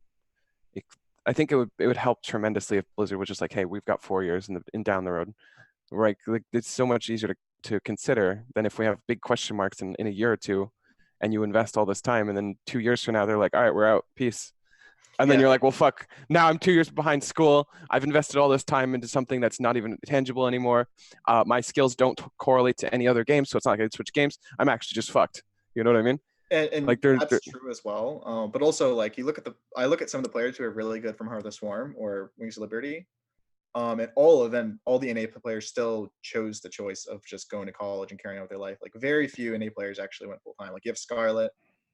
And then, like, is there any other ones that like maintain full time? Like, because Illusion went to college, Xenocider ended up going to college, and like all these players like moved on and they carried on with their life. Like, it doesn't seem like there's a big incentive for North American StarCraft. Do you think that's only because of like your nation's policies essentially? I definitely think that plays a big part in it because healthcare. That's interesting. And What about Canada? I'm not as. To be fair, Canada. I don't know as much about Canada. For like proportion of people, like we actually do have a high amount of pro gamers compared to North America or United States, right? Like we're 30 million, or is it 30 million versus 300 million? Like in theory, you should have 10 times the pro gamers. Like if we scale it like that, I know that's not how it works, but the point is we actually have a pretty high representation of pro gamers for our population. Though it is Canada, what are you going to do? You know, there's literally nothing else to do besides play games. Yeah, I think the challenge. I think the challenge in North America is that the way that healthcare works in the United States is you generally get it through your employer because the government offers tax breaks if you offer health insurance to your employees. So like if you're a full-time StarCraft player, quote unquote, what that means is you're basically self-employed, which number one means you pay more taxes, and number two you pay very expensive health insurance. So it's very challenging to do that. Yeah. It's interesting just to see like the correlation from European full-time players and North American full-time players, because they're essentially getting the same support, right? You know, from Blizzard specifically. So the only thing that changes is support from teams and support from, you know, families and society or whatever, which is all really complex. It's insanely complex, right? Yeah. If I can throw another thought, another idea in here. So, you know, talking about the region lock, right? So we have so many different levels of these region locks. And I thought it was interesting. You guys just brought up like WCS Winter, which had the NA and the EU, and like how region locked can we get? Like, first off, let's start with the biggest question. Is it actually a good thing to get the non-Koreans up to the level of the Koreans? Because that's what, you know, we have like 8 of them or so right now that are killing it. They're destroying it. They're winning the majority of the prize money that's coming out of the foreign scene. And they're able to somewhat compete with the Koreans, especially Serral obviously is the one that's winning a lot. Was this a worthwhile thing to do? Especially when you look at things like what Brown Bear has pulled out and the guy on Reddit has pulled out about viewership and what people seem to want to watch. I just wonder about that. I think yes, for sure. I mean, like it's hard to say because we have a certain amount of viewers either way, right? Like who knows how many viewers we'd have right now if it was the other way around. If we never had a region lock and we still have a huge ton of Koreans, but we don't have Serral, we don't have Neeb, we don't have Future, we don't have all these people. Like all of these people, we could argue are products of it. Serral could be a product of region lock. Neeb could be a product of region lock. Future could be a product of region lock. Like, and it's infinite amount, right? And we can't really tell because we don't know where our viewership would be organically right now if we just never had this.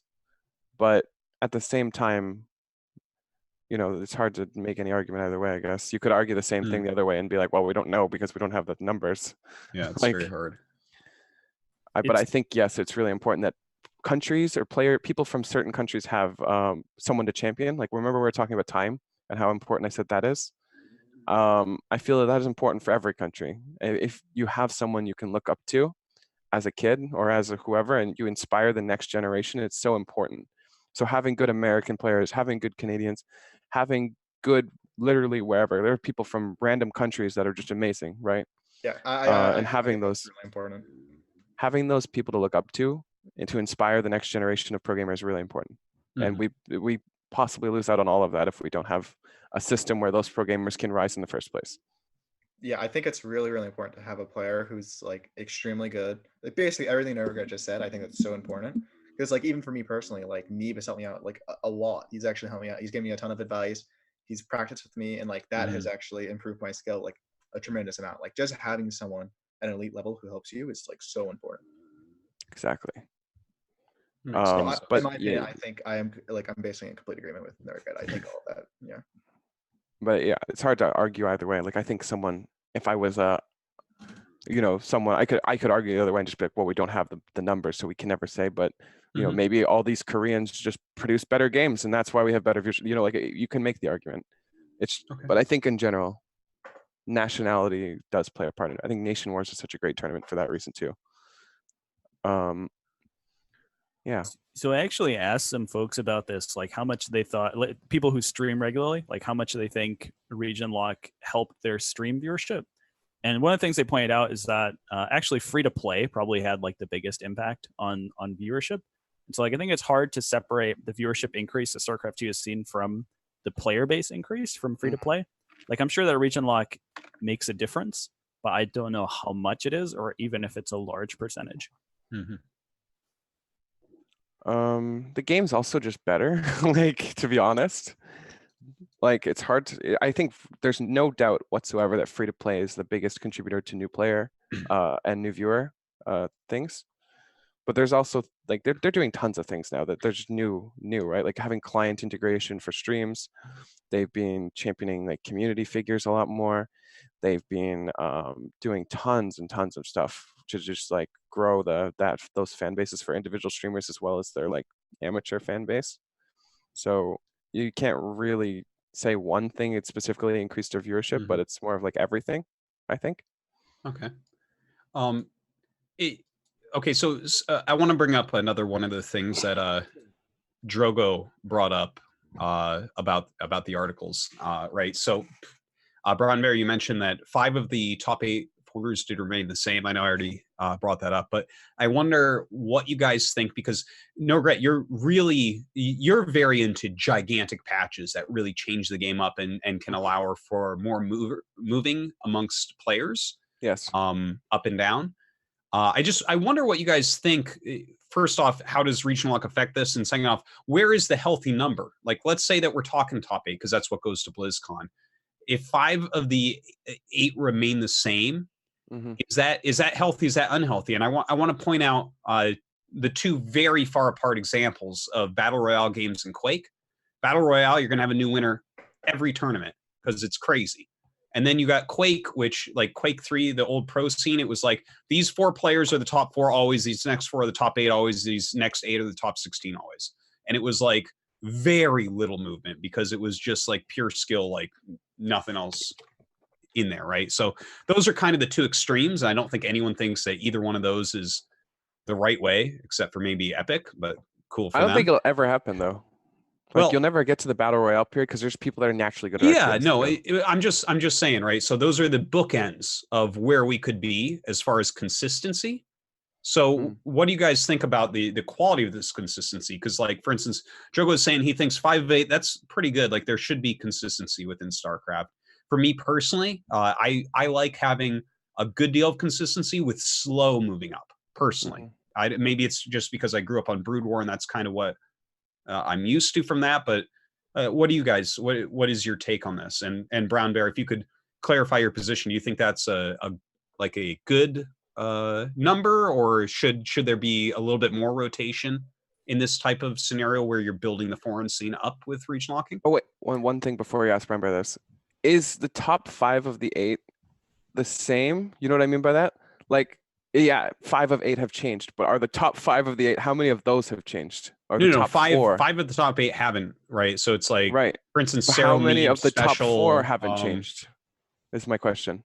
Is it all 100%? Are all top 4 still top 4? Or like? Oh, I mean, I'm not sure exactly. Do you know what I mean by that? But you know the names. Like, as it it's goes basically higher, always the same names. Like those last 2 spots are always a bit of a question mark. But yeah. Some people just have one good tournament. Drogo, Lambo, Scarlet. These are people that rotate in and out of the but group. The top 4, I think, are very solid. Like, we don't go anywhere from them. That's basically where I'm going with this. Mostly, I think you're right. But yeah, Brown Bear, if you want to start us out on that, what you think about the health of that?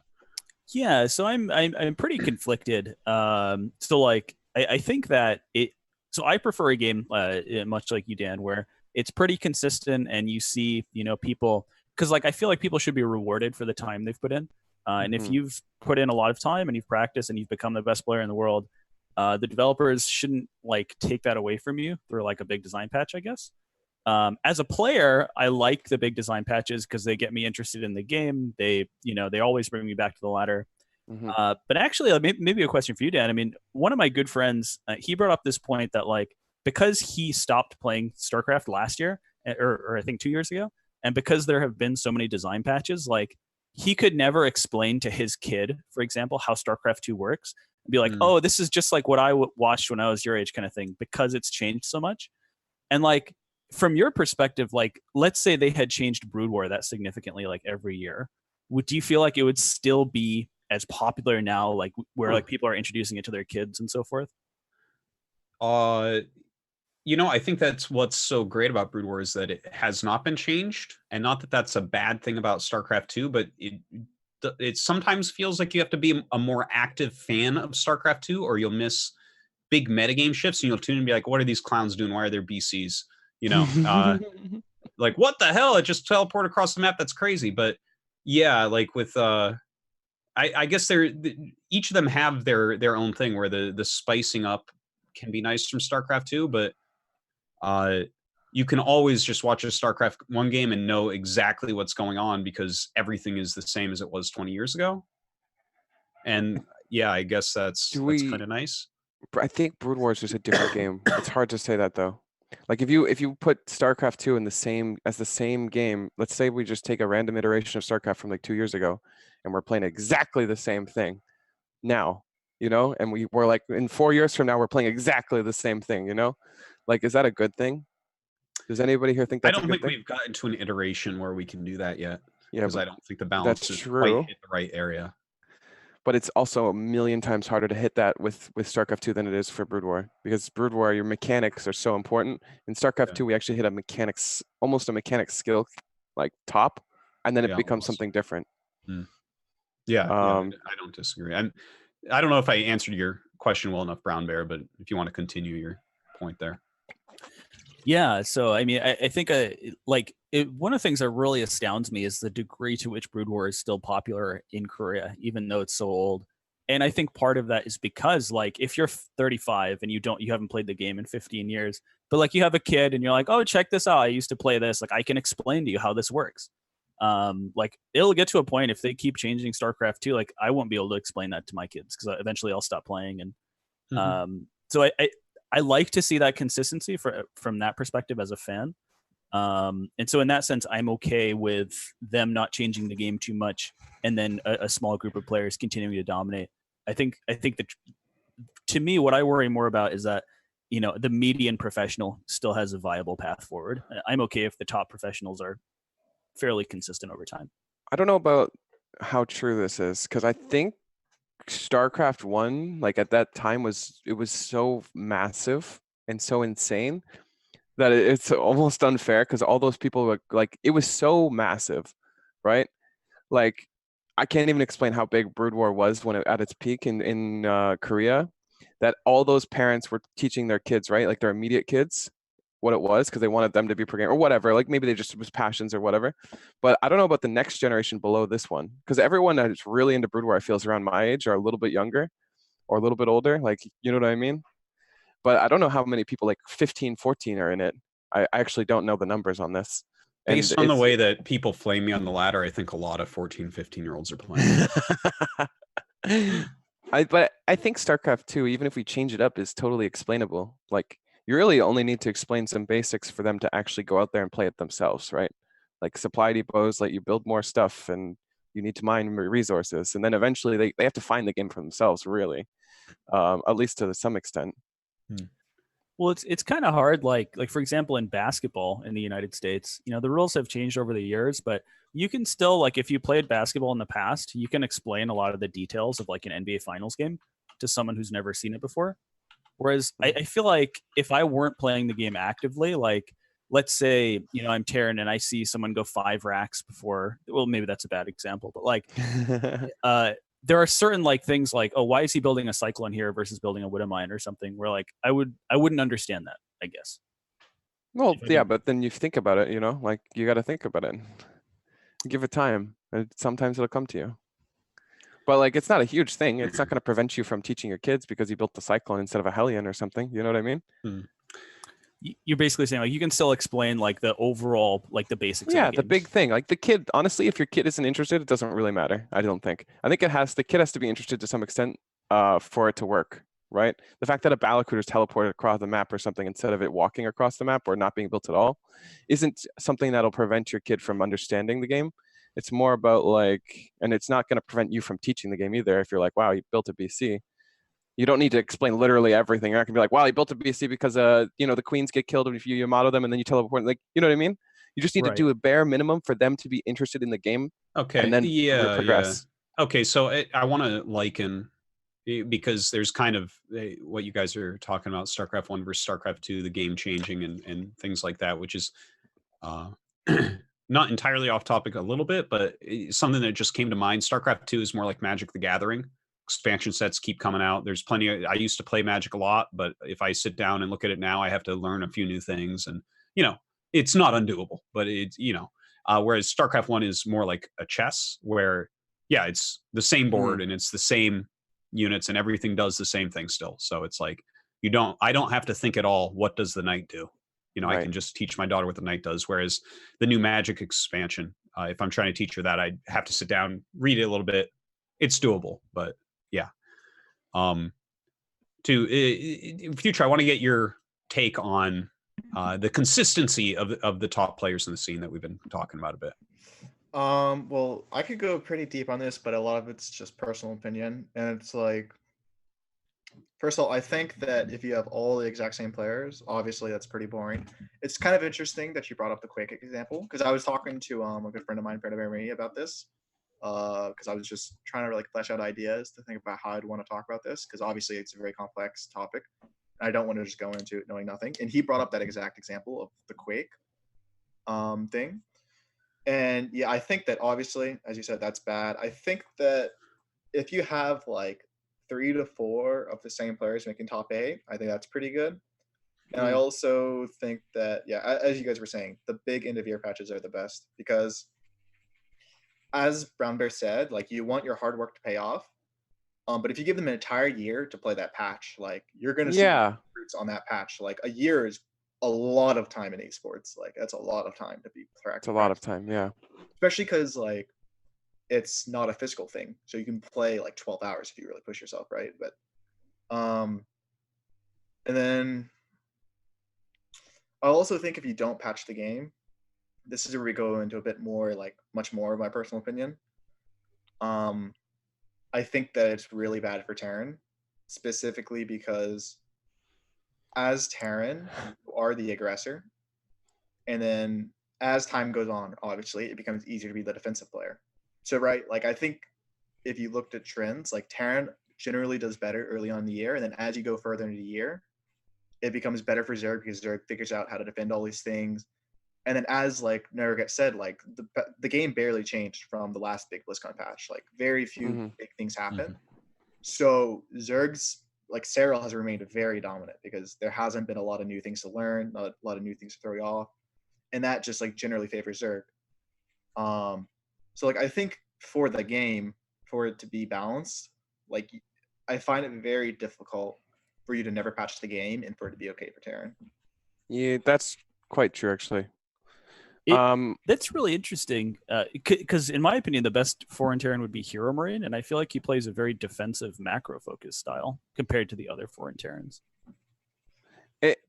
I wouldn't disagree with that. Also, when you think, when you look at like some of the best Terran players, like, they are becoming more and more reactive. I think Artos and I did some talks about this. Like, when you look at Maru had like some disgusting, like, looking reactive Terran, where he's just like chilling. He's like sitting back. He's like, "Come at me, bro." Like, he builds his supply depot walls and waits for the Protoss to attack into him, and then as soon as he gets attacked, he just immediately counters and kills them or whatever, right?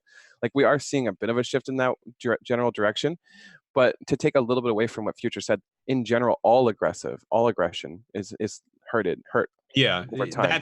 that is factual. Like, all RTSs skew towards defense, and if they don't, like, over time, if an RTS game does not skew more heavily towards defense, then it's actually broken and no one will play it. And I think this is really interesting, because in my personal opinion, I feel like this is what plays a big factor into why Korean Terrans were so dominant, and also why Korean Zergs have been so mediocre compared to foreign Zergs.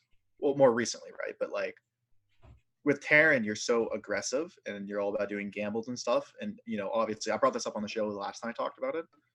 But, like, the Korean Terrans, right? They're very aggressive, very gambly, and that all favors the Terran playstyle. And you can do the same thing with Protoss to an extent, right? So it's still viable with Protoss, but as Zerg, like, Zerg as Nurgat knows himself, like it doesn't really have like it's kind of like Zerg's cheese is kind of awful. Like older cheeses, it's like it can work, but like it shouldn't work. Like a lot of things have to go right for you. Right. And I feel like that's a big reason why, first of all, Korean Zergs have done so poorly, especially in Legacy of the Void. I can't speak Heart of Swarm, right? Because I didn't play Heart of the Swarm. But in Legacy of the Void, that's why Korean Zergs have been so awful. And then, but you also look at it like European Zergs are insanely good because Zerg is the best defensive race with the best late game.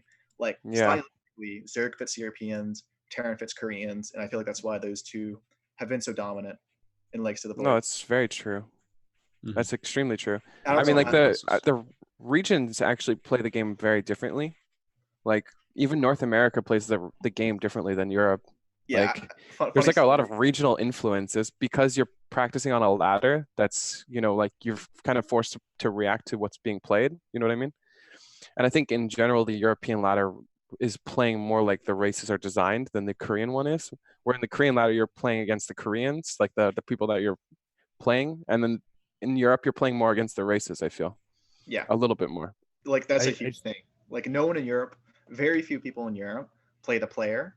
And I feel like playing the player is such a huge thing in the North American scene and in the Korean scene. Like I know for me, like I completely play the player because I know I don't have the same skill that other people have. Because for me, I feel like something that's like kind of difficult is I haven't been playing the game for that long. So I'm playing catch up mechanically. So to compensate for that, I play the player and I play a lot of mind games. And you know that's very rare with the Europeans. Right. I feel like we saw that regional meta effect in BlizzCon last year with Cyril. I feel like there was one particular match, I think he was playing against Dark, where like Cyril would just like continue teching past roaches and Dark would just still be on roaches. Roach boy. He's a roach boy. That's because ZVZ doesn't get past roaches. And there's actually a funny meme. Let me find it. I saw this. If I can find it. And I think the fact that Cyril had learned how to play that in EU, and I guess Dark had not learned how to do that transition in Korea, is like a big part of the reason why Cyril managed to beat him. You want to go really deep too. There's different stages of it. Like for example, let's say one Zerg player, just one. It's just like Cyril and Korea, right? But like 30 of them are just Roach boys. You know what I mean? Like it's great for the Roach versus Roach. Like statistically, especially because everyone's a barcode, you're gonna get a Roach versus Roach boy. So you're gonna practice your Roach versus Roach, right? And then there's that one guy. There's just one random dude that goes to Hive Tech. Like you're never gonna practice against it. You're never gonna go Hive Tech. You're gonna either kill them with Roach versus Roach, or there's going to be this weird situation where you end up losing because the Hive Tech guy has more experience. But statistically, it's going to be Roach versus Roach, you know, like 90% of the time. And when you flip that and go to the ZVZ style, it's like the opposites, right? In Europe, where it's like 90% it goes to Hive, and then there's that one Roach boy, Bly or whoever, you know, the Roach boy. So it's interesting. Yeah, I think regional playstyles is like a really interesting topic, and I honestly think it plays a huge role in the races that have been successful. Because Protoss has always been the medium like race in between. Like they've kind of done well and like they average in Europe and like foreign scene. And they've done recently this year they've done insanely well in Korea. But like you know it's usually been Korean Terrans and European Zergs. I feel like in Legacy of the Void. I feel like that's like a very real thing. All right. So interesting on a complete side note. Going back to regional lock a little bit, because I wanted to bring up a topic. Does anybody disagree with, like, okay, first off, it's strange to me that Blizzard is truly focusing on the amateur talent a lot more than they ever have, except for Korea. You know what I mean? Like, NA and Europe have been getting a lot more support for the lower levels. Even the streamers getting a ton more support. But in Korea, it's still super cutthroat, and it's still super, like, there's no support for the amateurs whatsoever. I don't understand why there's no support. There's no challenger for Korea. There's nothing. You know what I mean? It's just GSL. And if you're not a top 32 player in the world, or top, what is it? You know, maybe it's top 40 or 50 player in the world, you get shit all. You know what I mean? I'm like, glad that you brought this up, because this is something I did want to hit before we leave the region lock subject. Obviously, the solar tweet that we saw a while back that kind of made some waves about, you know, maybe foreigners should be locked out of GSL or whatever. But you know, that's something that I think I want to hear from you guys on is, what is the fairness for Korea here with the region lock? Like, how fair or unfair is the region lock situation? And I'm sure a lot of people are looking at this and saying, "Oh God, you got these people that are not Korean." It's certainly on here. unfair. I am looking. I am looking at doing an episode on region lock with some Koreans as well. So hopefully we'll be able to do something like that in the future. I'm working on it. Matt's working on it with me, and we will try to figure that out. But so hopefully we'll get some Korean voices on that as well. But we've seen the Solar tweet. Brown Bear had it in his article as well. What do you guys think, fairness wise? Like, what is this for the Korean scene? Yeah, I mean, I think it's definitely unfair, right? On an individual level, Koreans are subjected to a different set of rules than foreigners, a much stricter set of rules. Like, intuitively, that will just strike a lot of people as being unfair. Yeah, that's my take. To build on this, though, there is clear unfair distribution of prize pool, right? Like, no other country alone gets 50% of the income of all of money, right? Like, there's no question that there are steps towards making this fair. It just, by rules, it doesn't sound fair, right? Like, but when your country is making 50% of the income, like, it's totally reasonable, I think, that they have a region lock system where you want them to make 75% of the income. Like, I don't like that. It's that situation itself is totally fair. I think there's two levels of fairness, right? There's fairness as a group, like the group of Koreans get a very large prize pool. Yes. There's fairness on the individual level, which is it fair that I, as an individual player, am subjected to rules that are different from foreign players? Yes, it's double standard, right? Yeah, that's a really good way to. But at the same time, they are getting more money. The big thing here is actually like redistribution of the money. Like, that is the most important thing here. I think it feels to me like my intuition is that it's not fair for the players. I think it's a little bit arbitrary to just group it as Korea and okay, so you born in this country with this passport, that feels arbitrary. Yes. In some way, but it does totally feel arbitrary, but makes sense, right? Like, I don't think anybody here just says we should abolish all region locks, right? If we did that, it actually really wouldn't help the amateur Koreans, like I was saying before, right? It wouldn't help anybody besides Cyril. I mean, maybe it'll help Cyril a bit. It would help, TY and all these top Koreans as well. But it doesn't help the lower levels. In fact, it might hurt them more. Like, what really needs to happen is some kind of structure to support amateur talent in Korea, especially a country with such huge society pressures on succeeding in life. Like, it's even harder here than North America, where Future's talking about, like, he has to decide whether you go to school or whatever. It's way harder here, I can promise you, to make that decision. Like, not only is it harder, like, to get that good, but it's also harder to get that support, like, from your family or from society. So there has to be something. There has to be some kind of structure there. Okay. I just want to clarify real quick with Special in the chat. My point was specifically the regional differences with how the races play stylistically. I am in no way, shape, or form able to comment on like their skill levels, because I'm not saying Korean Zergs are mediocre or bad, right? Because obviously we had Darkwind GSL, Rogue One at BlizzCon. What? Continue. The main point was that I feel like if you look at Korean Terrans, you've always looked at Korean Terrans as like insanely. Juan, you want to come over here? You also look at the European Zergs, right? You look at those are the ones that stick out the most, like Snoot, Nerchio, and yeah, it's certainly what the regions are known for. Yeah, even if I did say, I didn't mean to come across like trying to say that they're all mediocre, because obviously don't let Juan troll you too hard. But the whole point was just the regional differences and playstyles and stuff, which are completely reasonable. Yeah. Do you have any thoughts? I'm sorry, that was missing. Future, do you have any thoughts on just the region lock for the Korean side of things?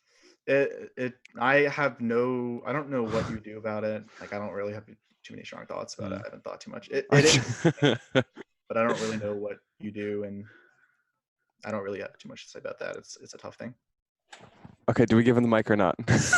Yeah, why not? Okay. let's hear from Special. What's up? How's it going? Hey Juan, how's it going, man? Just watching and making me a little bit trigger every single comment. Yeah. Yeah. What are your thoughts on this region lock topic?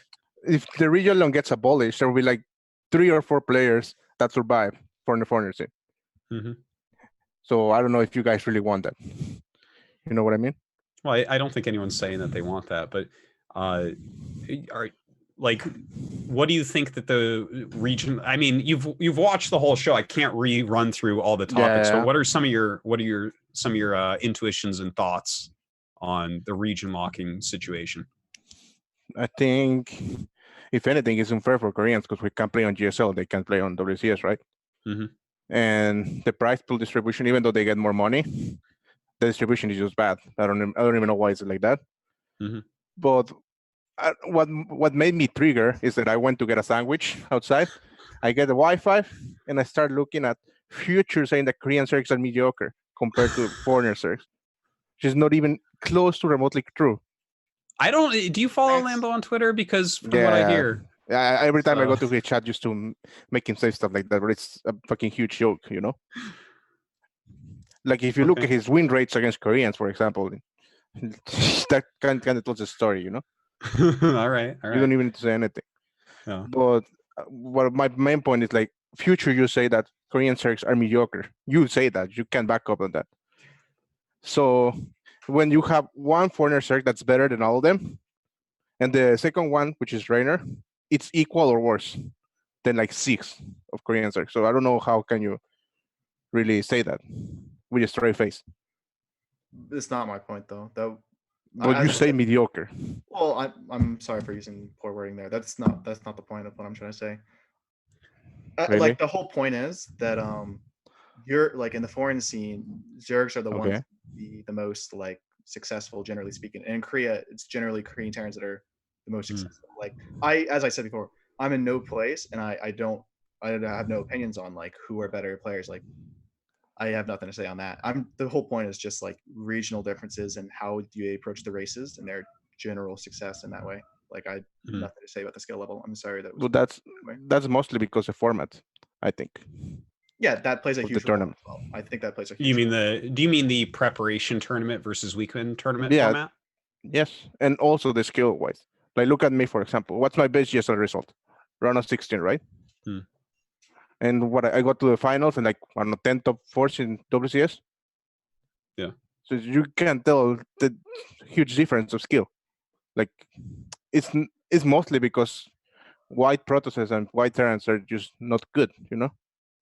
It's not because Zerg is pretty OP, but it's not because of that only. Okay. Fair enough. So that's my main. All right. But you do agree that the foreign Zergs are better. Better than who? Than the other races, or they're more successful at the very least. No, I'm not saying necessarily better. That's probably like foreign Zergs compared to foreign Protoss and Terran, I think is what Future's saying here. Yeah, I agree. But that's mostly because, as I say, Zerg is OP and easy to play. But yeah, all right. I give it to no regret. All right. Thank you so much, Juan.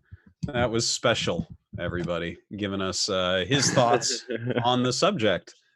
All right. Well, that was unexpected. Very protective over his Korean friends. Yeah, I should but definitely point taken, Future, on what you were trying to say there. No one's going to hold you to one word. Anyways, as far as region lock goes, I wonder if I missed anything here. Anything else that you guys wanted to bring up before we move the show along? Straight up, does anybody disagree with redistributing prize money in Korea to benefit amateur players? Like a flatter distribution, is that what you mean? Or taking GSL money out to give it to another tournament? I feel like, first off, this other tournament should be region locked. You know what I mean by that? Yes. Like, so Jake Umpleby should not be able to participate in this non-Codes tournament. I want this tournament to simply be for the people that don't qualify, Bunny, if he gets knocked out by Special or whoever, just something, anything. And also should encompass all the amateur players that are trying to give in to GSL. Some kind of support system. I don't, like, obviously, this is not my job. I'm not in charge of this and I don't have the funds to do it. But we should take money from first, second, third, fourth and put this towards that or something. make it still scale. Obviously, we still want a prize money or a prize increase for first place. But if you take 10,000 or not 10,000 off of GSL, but maybe 5,000 off of GSL first place, you know, Dark or Maru is not going to feel that hit. Yeah. Whereas if you take out a tournament completely for every amateur player, that's a pretty huge hit. Or if Bunny doesn't get in one time, that's a huge hit. So yeah, something like that. I can't disagree. So I think what's interesting about region lock is that the different people involved have different incentives. So like, I think that the incentives for Africa are different from the incentives for Blizzard and so forth. So like, I think if you're a tournament organizer or if you're Blizzard, there must be some kind of tangible impact of being able to say like, oh, if you win this tournament, you get like 100K or something like that. And maybe from that perspective, they would not want to flatten out the prize distribution because they think it would hurt the, I don't know, prestige or the hype of the tournament. That's true, but why not just? I know that you're right about that, by the way. $500,000 then, you know?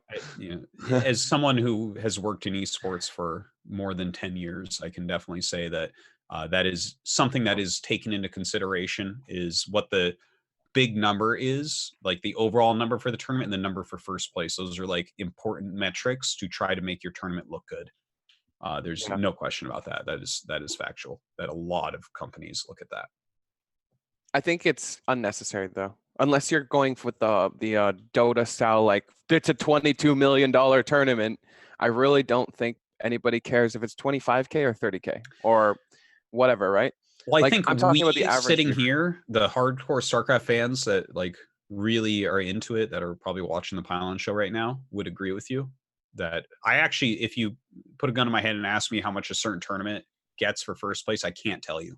I don't know, because the amount I don't care is insane. I don't care if they get no money, as long as they get that trophy. That's like, that's what I want to see at the end. So I get you. It's not juice, it's tea. Okay, chat, stop, relax. All right. Any other things you guys want to bring up about regional lock before we move forward? Yeah. So one of the responses that I got to my article that I found really surprising, I also have discovered that it's quite common in various message boards, is that the skills gap between foreigners and Koreans has decreased, but this is a result of the Koreans getting worse at the game. I've never really seen any evidence for this, but I wanted to understand if anyone can present any evidence for that. Okay, well, first, how would you ever? First off, what would your evidence look like? Would it look like foreigners getting better and Koreans getting worse? Like, what would the evidence look like? Sure. So I'll give some pieces of evidence for the opposite perspective. Okay. So if you look at the beginning of Legacy coming until today, whether you look at the quality of build orders, the quality of build order traversals, you look at mechanical execution, like the Baneling buff and the Colossus turret tracking changes that were implemented in response to better mechanical execution. You look at things like game understanding. They've all, like, there are specific examples where they've all gotten significantly better over the years. And Koreans have gotten better at this. Yeah, I think so. Well, hasn't everybody gotten better than this over time? Yeah, everyone gets better over time. Yeah. Yeah, so I've heard that before, and obviously that ridiculous troll article that came out a couple years ago that the players are worse now than they used to be. It's just not true. That's not everyone is better than they used to be. Everyone's improving. The thing is, there might be an argument to be made that Korean players are not getting better as they're not as quickly as they were before. Like maybe if it was the old system or something, they would be even better now than they are now. But they are better than they used to be, for sure. There's not even a question. You time warp them back, they kill them their previous selves. Someone in chat makes a good point, which I was going to bring up anyways. 3 of the 4 round of 4 players are Jin Air, and Jin Air players have been doing disgustingly well since the collapse of Kespa, honestly. Yes, they have. That is a fact. That is my argument, is that Korean players are not improving at the same rate as they have because the team house structures have collapsed. They have less support in that aspect. They're all living on their own, essentially. And there's a lot less collaboration within the Korean scene as there used to be, except for Jin Air, which is doing really well. That is a really great point. The Jin Air definitely is by far the strongest group of players. And I wonder how much of the region lock helped the foreigners catch up and how much the dissolution of the Kespa teams helped the foreigners catch up. Because I bet you that, I know that both contributed. Yeah, it's definitely both contribution. I don't know what the percentage of each is, but I would bet you that Kespa collapse actually contributed more to that, because there was a period of time where KESPA essentially prohibited foreign or Koreans from participating in foreign tournaments anyways. So it was almost like a little bit of a region lock already, to some extent for the KESPA players. And they were still improving so quickly, right? Like they had an insane structure of life was just completely different. Like when I was living in a KESPA house, I can give a little bit of info on this. It's incredible. You had to do nothing. Absolutely nothing. We had a chef provide food for us twice a week or twice a day. We had a maid do our laundry and dishes and clean up everything. We had internal practice, mandatory practice, and VOD review of like the other teams within the Pro League. Like people were reviewing and prepping snipes for certain players. And our team, MVP, was considered the worst team. So I don't even know what those other teams were doing, but they were on some crazy regiments to actually be doing way better than us. So like there was insane support for players back then, and all of it collapsed. Like it went from all of that to nothing. There was no in between.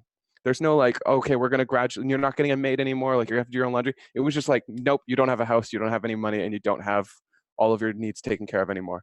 And everybody went home. So I think that's a very important distinction, right? It's not that they've gotten worse; it's that the level to which they're maximizing their potential has gone down. Exactly. I think that makes sense. But overall, they've gotten better just in absolute terms. Everyone has, though, right? Right. And also, even you could make an argument that foreigners actually have a little bit more support in those aspects because of what I'm doing, right? Like this house is open to Koreans and they're totally welcome to come, but it actually costs them more to live here. Like I don't charge Koreans rent if they come here, just as because they help us so much and we help them. It's just a nice thing to have, but they still lose out on a lot of things. Like living at home actually gives you some of those luxuries that were taken away from you when you left the KESPA house. For example, your laundry or whatever, your food your mom makes or whatever, right? Like all this stuff is just luxuries you don't have at a team house. So it's still a little bit hard of a thing for them to come here, but the foreigners that come here have a huge advantage, really, over the Koreans, because there's just a group collaboration thing here, which helps a lot. All right. Future, anything else about Region Lock before we move on? No, nothing in particular. All right. Anything else from Brown Bear and Norgrat? Nothing for me. Redistribute the wealth. The right. rich are too rich. Sounds good to me. Okay. I think that was an excellent discussion. A lot of good points coming up. I do hope in the future that I can get some Koreans on here to talk about Region Lock as well, to kind of get a more all-encompassing view of it. And I guess technically we have no Europeans. Maybe I can do 3 episodes of that. I don't know. We'll see. We'll see how boring it gets after we talk about it enough. So thank you guys for that one. I want to see Drogo versus Solar. Make it happen. Drogo versus Solar 1v1. You guys don't even talk. You just let them talk. Oh, talking to each other? Yeah. Oh, on the Pylon show, the grudge match. Yeah, that could be fun. Maybe we'll see. All right. Jumping forward, this is kind of in a similar vein. You got a new team house, no regret. Yes, we did. All right, let's hear about it. So the new team house is a very different. So this house it's been 2 years since we established this house. This house was basically the maximum we could do in terms of budget and housing and bringing as many people as we possibly could over to Korea and like giving that environment. But honestly, it's not a great life environment for people that stay here long term. Like we have our desks and we have our barracks. You know what I mean? Like it's okay. It's not bad, but there are people that stay here for really long periods of time. And I would like to encourage more people to stay here longer. And I think it's harder for those people to do so with our living environments. So essentially the next house has a different goal in mind, and which is to kind of maximize their living experiences here rather than maximize the amount of people we have here. So structurally, the house has changed completely. We're gonna have like more of a living common space where we can watch GSL and play games together and just do fun things and have a resting, relaxing area, which we don't have right now. We're going to have, better living conditions all around. Like we're gonna have better bedroom structures and that kind of stuff. The capacity is lowered substantially. It's 60% of what it is now, the capacity of the house, which is 10-6. I think my math is correct there. And that's about it. And it's also for 2 years minimum because we signed a 2-year contract. So also the way the house works financially has changed quite a bit too, but I don't want to talk about it too much, but essentially it allows us to possibly run the house with really low amount of people, or possibly give less rent or no rent to people that need it, rather than having to charge rent because we actually have like insane bills at this house. This next house is not really like that. So for example, if a player with less support comes, we can possibly support them more. Very cool. How does one get into the house? Should they contact you, or how's this work? So I don't really have like the format for me with applicants is really hard because I'm the only person here that's actually doing this stuff. And with the next house as being lower capacity, it's going to be a little bit harder to get in. I'm not going to lie. If you're Gold League, you're probably not going to get in. Like right now, we actually have a player from Malaysia staying here, and kind of just a random guy that I wanted to come and I let in. But it essentially comes down to how notable you are or how good you are, because I'm pretty in the scene, so I should know you if you're wanting to come here. And also our available space. Like right now we have lots of available space, so if you wanted to come in, even you knew your name, you'd probably be allowed in. But once we're full, like it gets really cutthroat, I'm not gonna lie. I mean, I try to rotate it out as much as possible. I try to give people with low chance of doing this to do it. Like we've had 16 different countries come this year, something like that. We've had people from all over the world and all different levels of skills. So as long as you're notable, I guess you could probably get in. And even if you're not, as long as you can prove something there, you can probably get in. Cool. So when is you're doing a full switch from the house you're in now to this new house? Right now we have both because we don't pay rent at the new house with the financial thing we've done. But we don't have the support for 2 houses. This house ends, the house that we live in right now ends in November 15th.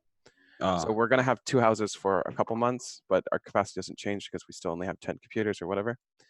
But yeah, we're going to be doing a lot of stuff for the new house soon. I'm going to have a dedicated studio in the house so we can produce content more freely. The plan is to do more anonymouses and offline tournaments at the house at some point, with the idea of having this common space as like a place where we can all watch the tournament and chill. It'll be really nice for tournaments in general. The house size is essentially the same, but the amount of usable space is better. So hopefully we'll be able to do more with it. In general, it'll be exciting for the house, and I'm hoping you'll be able to see more as viewers. The reason why we haven't been able to see as much of the house as I would like is because essentially all of my time and budget goes into rent, right? And like making sure the house is full all the time, making sure we're getting the right amount of money per month. It's actually quite hard to calculate everything because we don't know how much everybody's using for utilities. It's just really complicated and a lot of work. And the hope is that extra money raised for the next house can go back into the house, and any money we get from sponsors or whatever doesn't go to rent. It goes to producing content for the players living there, which is essentially going to rent, but also going to the community, right? So we'll have to see how it all goes out, but the goal is to have a better living environment, a little bit less capacity, and more tournaments. All right. Very cool. Congratulations on that. Yeah. Also, it's closer to Artosis. That's important. We're going to possibly do more collaborations at the house with Artosis, and I also don't have 2-hour travel time, which is nice. Yeah. Very I close. actually had a question about the house. Do you guys keep any data about like, okay, this player came into the house and they were, 6K? I would love to though. Okay. Yeah, I have a little bit of it, like in terms of like I know where this person started and left off, and it's usually always positive. So I've thought a lot about this on a more like deeper level. Is it because the players are away from home and they're investing their own money into their living conditions that they feel like they need to practice more, or is it actually just the practice? You know what I mean by that? Like taking me out of my old living environments where my family's like, you got to do chores here, you got to go to work here, you got to do this, and or whatever, right? It's just more distractions, and I'm at home, so I'm lazy or whatever. If I fly myself out across the world, I feel like I need to make my time worth it, right? Like I wouldn't just sit here and do nothing after flying myself across the world. So I'm wondering how much of it is actually just motivation to use your time well, and distractions are gone from home. And also, there's no question that the ladder is way better, that especially for North Americans, it's just considerably better. So is it better than the European ladder? I think it is, in general, it is. But the top Europeans, I have to imagine if you're playing the top Europeans, you're probably not getting too much more out of it by being in Korea. They play different, and it's definitely worth it to come here and practice against the Koreans. Like, for example, if you're Neeb and you're playing on Europe ladder right now, there's a huge asset to coming here, I think, and practicing for a month. You know what I mean? Because you've gotten all your European experience, and they also don't even barcode over there for some weird reason.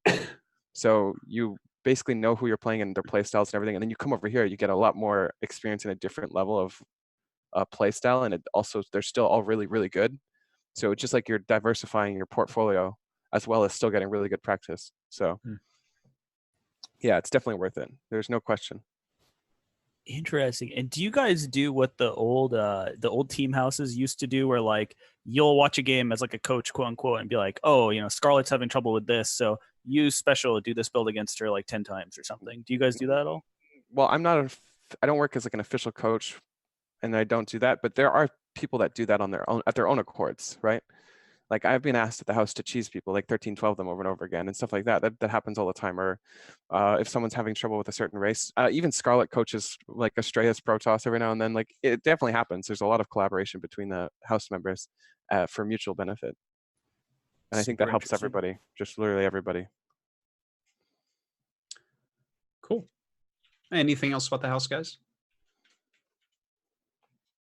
All right. Well, congratulations again and good luck. Looking forward to seeing more updates in the future. We'll jump to our last little tiny topic before we get into the Patreon questions. And that is WCS Korea rankings, because we just had Rogue defeat Dark last night and get into that round, or that finals rather, his first finals. Really fantastically done. We have really narrowed down the field now to who is going to BlizzCon from Korea. Of course, I guess we'll bring that up on screen, but we have 4 players that are already seeded in Dark Trap, Maru, and Classic. Trap is up there because you can't get enough players to pass his points at this point. He's just too high up in points, whereas the other ones won their spots through IEM and the 2 GSLs. You see Classic up there in 3rd. The reason why his name is yellow, it shouldn't be yellow, it should be white probably, because he cannot go to BlizzCon. It's too close to his service, and thus you can't leave the country. That's why he couldn't go to IEM Katowice as well. So I know there's been some people confused about that, but yeah, Classic is not going to BlizzCon as far as I know because of that. And then basically everyone else left has a chance to make it, right? So Super Tournament is our last tournament coming up. Oh, and by the way, I should mention, it shows next to Rogue, because when you get top 2, you get seeded into the next Super Tournament. And you can see the last column says 225 for Rogue. That's not actually true. If Rogue loses in the first round, he doesn't get any points. You have to win the first round of if you're seeded into Super Tournament, you must win the first round, and then you get round 1 and 2 points. But if you lose because of your seed and you didn't qualify, you don't get the 225.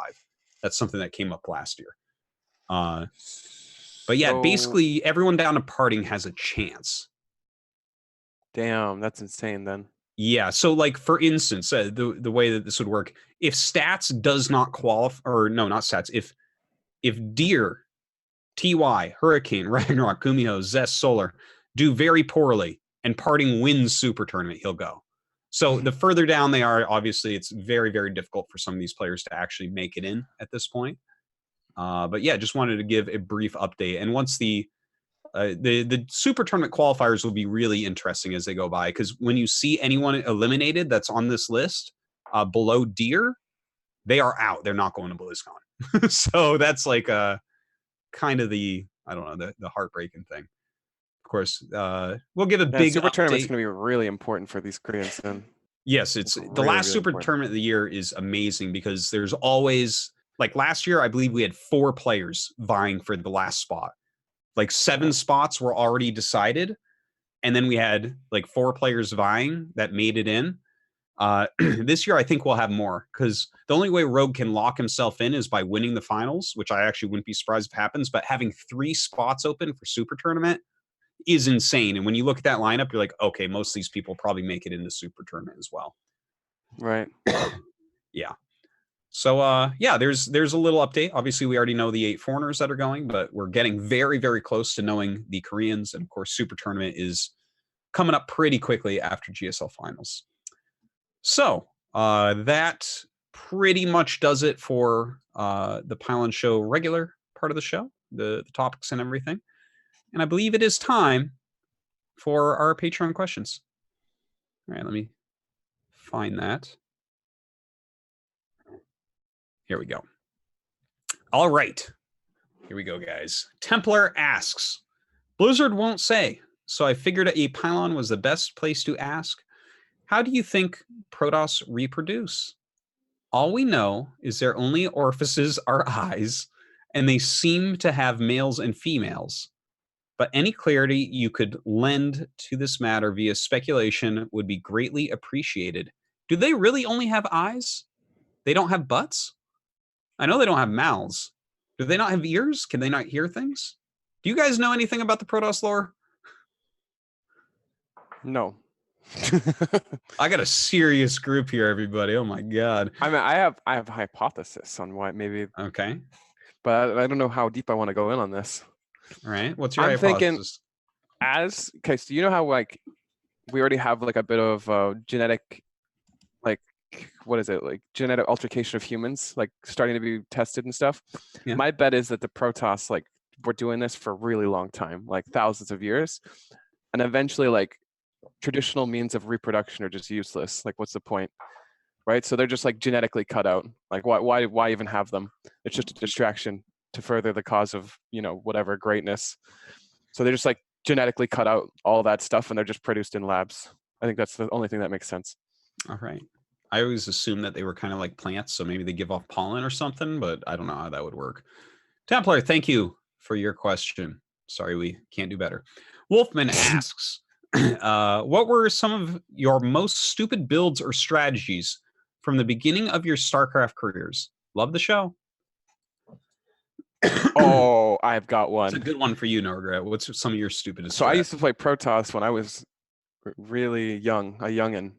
And this is like the most common thing ever for a long period of time. But you remember the 3 pylon wall off on the low ground and build a cannon? Mm-hmm. I would do that into like a 6 gate off of one base. I don't know why, but it always worked. It always worked. And my thoughts were, I don't know why the 6 gates, but you know what? Who cares? Because it always works. So you get those 2 extra gates because I was smarter than the Koreans. Okay. Yeah, they're just sitting there in 4 gates. Yeah, they're just dumb. Like you can't build 6 zealots when you miss your warp-in cycle. So yeah, it was. All right. It worked though. It worked every time.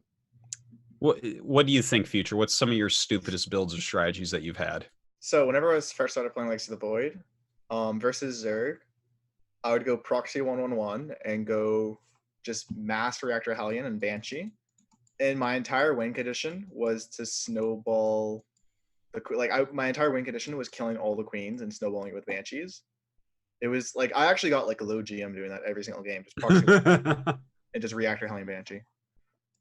Sounds really good. Brown Bear, do you have any really dumb strats that you've had? Well, I started playing on the China server, and on China, you're required to play the game in Chinese, and the words that they use are like super advanced, so I had no idea what they were saying or doing. So like when I started playing, I didn't research Combat Shield because I didn't know what that did. I felt like, why is my army so bad?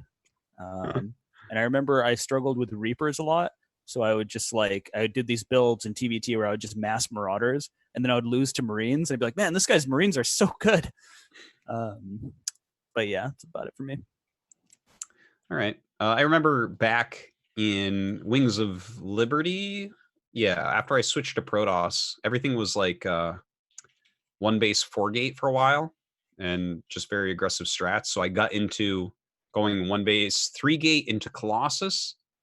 And then my expansion strategy, because back then, if you made a Nexus, you would really, truly die, is I would make a geyser at my natural and overproduce probes because you were so gas limited and the minerals didn't matter when you had Colossus.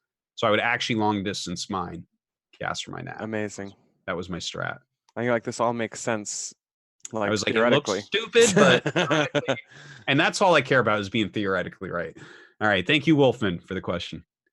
Paragleaver asks, which races would be best and worst in StarCraft 2 and Brood War if the supply cap changed to 250 or to 300? Why? How big of a deal would it be in terms of making things imbalanced? Would the disadvantaged races still have at least somewhat of a chance at pro level? Well, first off, that's huge because you think about like the way we saturate bases would be different even, you know what I mean? Like I actually couldn't answer this question because it would be so deep. And I mean, theoretically, I would say that I don't even know. Cause like thinking about it, your saturation would be higher, right? Like, do you have to scale bases too higher? Cause like you just have the ability to build units and drones more, right? Like you're not gonna hit a cap. Well, like eventually you're gonna go down again, but there's more wiggle room. I don't know. I feel like Zerg would be really strong, but at the same time, I'm not even sure if that's true. Because if we scale Zerg and Terran out more, don't Terran units start to get even better? If we really scale them, like if we build, like, let's say we give Zerg like 30 more infestors, like, is that even better? You know what I mean? I feel like Terran units don't scale as well. I mean, maybe it's just because I'm terrible at the game, but I feel like they require a lot of hand holding, especially like Ghost, Lib, stuff like that. Well, maybe the same is true for the other races. I don't know. What do you think, Future? Protoss too. I don't know. I think, yeah, I kind of lean towards it being bad for Terran, and to where it would be really good for. It would be better for Zerg and Protoss, I feel. I think so too, but I can still see arguments, right? Yeah, because like as Brown Bear said, it's like a lot of Terran units require hand holding and it's a lot of micro intensive. On top of the fact, to my understanding, like late game TVZ, Zerg just defends for as long as possible, and there just comes a point where you have like 180 army supply, and Terran kills like maybe one unit. You know what I mean? Like Zerg late game, once you get to like really high army supply, just destroys Terran, to my understanding. Oh, that's crazy because if you think about it, the economies and the armies could scale continuing. You know how like we hit an 80 drone cap and then we max? Yeah. We could hit 120 drone cap and max at 300. Yeah, like just slowly lose your drones. It would just scale like exponentially higher. Like once you start defending, because Terran has it would be like a 300 army versus a 180 instead. like that'd be disgusting. Especially because Terran has no splash. Like I find it really difficult that they would win that ever. Yeah. Like, splash is so important whenever you get to those really high numbers. Whoa. What did you say? Terran has no splash? Limited. You take that back. Don't let me get limited. No, Sasha. No, I'm just kidding. Yeah. Okay. For the Brood War aspect of the question, Protoss would scale really well against Terran. Terran would scale really well against Zerg. And the Zerg versus Protoss, I actually think Protoss would scale better against Zerg in that situation. Because Zerg actually is always really low supply until the very end of the game, and then they win because their 200's better than everyone else's. But like, yeah, I could see pro games where Terran is 250 supply against a 120 supply Zerg, and that would be just fucking so fearsome. And likewise, like I could see a Protoss being at 300 against the 120 army Terran and just like roll them over. So I think Protoss would probably benefit in Brood War from that. All right, thank you for the question. Nahyun asks, in a best of 3 between Dan and Jake in StarCraft 2, who would come out on top by using a laptop trackpad, hard mode, without the keyboard even? I'd fuck him up. Yeah, probably. I actually didn't. Everything I do takes skill with mouse, so he'd be like trying to be theoretically right with a trackpad. He's like, well, this theoretically makes the most sense, and I would just link Banal in him, and he'd be like, what? This makes no sense. How are you going to control both? And I'm like, I don't care, Dan. All right. I actually played with a trackpad for the first 2 months of StarCraft 2. Oh, you would extra kill me then. I went from plat to master. Damn. Immediately. All right. Thank you for the question, Nahyun. We've cleared that up. Sate Zero asks, in Brood War, if Protoss could build scouts out of the robotics facility instead of the Stargate, would it be worth building then? If this isn't a big enough change to make them viable, what about the cyber core? What about the gateway, Nexus? How far must we go to make it viable? Yeah, I mean, if you could build it out of a different building, I could see it I could see it. You getting a scout sometime in matchups. I could definitely see that. I don't think you have to go as far as the Nexus either. I think like the Gateway or the Core would be enough. Robo, I'm not so sure. You're using your The funny thing is, if it was on a Gateway, wouldn't it be kind of used as a scout, like as its name? Like, what are you gonna do with it, really? Like, truly, I mean, if you could make a scout off your Gateway, I don't even know how I'd hold that. That would be insane. The scout would be hitting your mineral line while they push up your ramp with zealots. That would be insane. Thank you for the question, Say0. Anescu asks, ignorant question, I'm sure, but I'm too curious. Why is the Marjorie build called the Marjorie build? I think I was on break from StarCraft when it got started. If I'm not mistaken, there was a Protoss player by the ID Marjorie who was using the build. Am I correct on that, guys? I think, to my understanding, yeah. Yeah. So it's No, never mind. I don't want to start a war between NA and EU. Never mind. You think it existed on or NA Korea before EU, rather. Okay, no. It's just Europe likes to claim things for their own. Okay, think about the United Kingdom in like 1930s, where they're just like claiming everywhere all over the world. That's kind of what they do with strategies too. Okay, Yeah. but you know. All right. I don't think that you have to be a million IQ to come up with charge immortal. Exactly. Thank you, Dan. Right. Dreadhead21 asks, I used to be part of a little group in Oslo organizing bar crafts, but as adulting happened, less time for volunteer work happened. I don't see bar crafts happening much around the world anymore either. So I'm curious, from your point of view, is bar crafts still a thing? Hope to get one going for BlizzCon again. Occasionally I hear about a bar craft going on for like a GSL finals or a WCS, but I guess probably not as much as in the prime. I guess. All right. Thank you for the question, Dreadhead. Some drunk Canadian asks, if you had to make a statement that you were 100% sure was going to happen and back up said statement, would you offer to eat an article of clothing or apparel? What is the most powerful late game army and why is it Broodlord Infestors? Sending much love from the rainy West Coast. I think this question is directed towards you, No Regret. What do you think? What? Why do you think that? I don't know. That's a strange thing to say. Mm. Yeah, I would do that, but if it turned out that 100% true statement didn't happen for whatever reason, by act of God himself, like Rogue doesn't get out of a group of like 9 people and you have to be top 5 or something, like by act of God, you don't eat that shoe because there's someone's trying to poison and kill you or something, you know? Like there might be insurance policies out on me and someone's doing some crazy things going on. You know what? You just don't. Okay, you don't eat that article of clothing. All right. Continue. I'll give Future the second part of this question. What is the most powerful late game composition army and why is it Broodlord Infestor? Is there a Terran comp that beats that? It's just because Infestors have the most range. And Broodlords are insane. And Spores are insane. And Queens are insane too. Oh yeah. What about Vipers? Those are insane too. Yeah, Vipers are really good. What about Ultras? I heard Ultras are pretty good. Ultras are pretty good. I mean, they can be okay in certain situations. Yeah. What about Banelings? Do you think Banelings are? Dude, Banelings are insane. Yeah. You just make. What about Banelings are the best unit in the game. What about the ability to build a bunch of drones at one time? Don't you think that's a little bit imba? Yeah. What about creep making your units quicker and giving you vision? Dude, that's insane as well. Okay. You know what? This is the best part about this is we've actually just completely discredited everything Future said before now. I mean, I'm so with you guys. good job, Dan. No problem. We did it. That's what I'm here for. All right. Thank you for the question, Some Drunk Canadian. Hyper Turtle asks, beyond the usual co-op and war chest reveals, what would you like to see announced at BlizzCon regarding StarCraft 2, StarCraft Remastered, and their associated esports leagues? What would you guys like to see announced? Brown Bear, let's start with you. I guess there are 2 things that I'd like to see. One is that I'd like to see one of the things Blizzard has done well recently is they've integrated like community stuff into the launcher. They're featuring streamers and stuff. I'd like to see more of that, like a watch tab in the game. If they could figure out a way to do like profit sharing with pro players to stream and stuff, I think that would be great. So just more and more integration between the game and the community, I think would be good.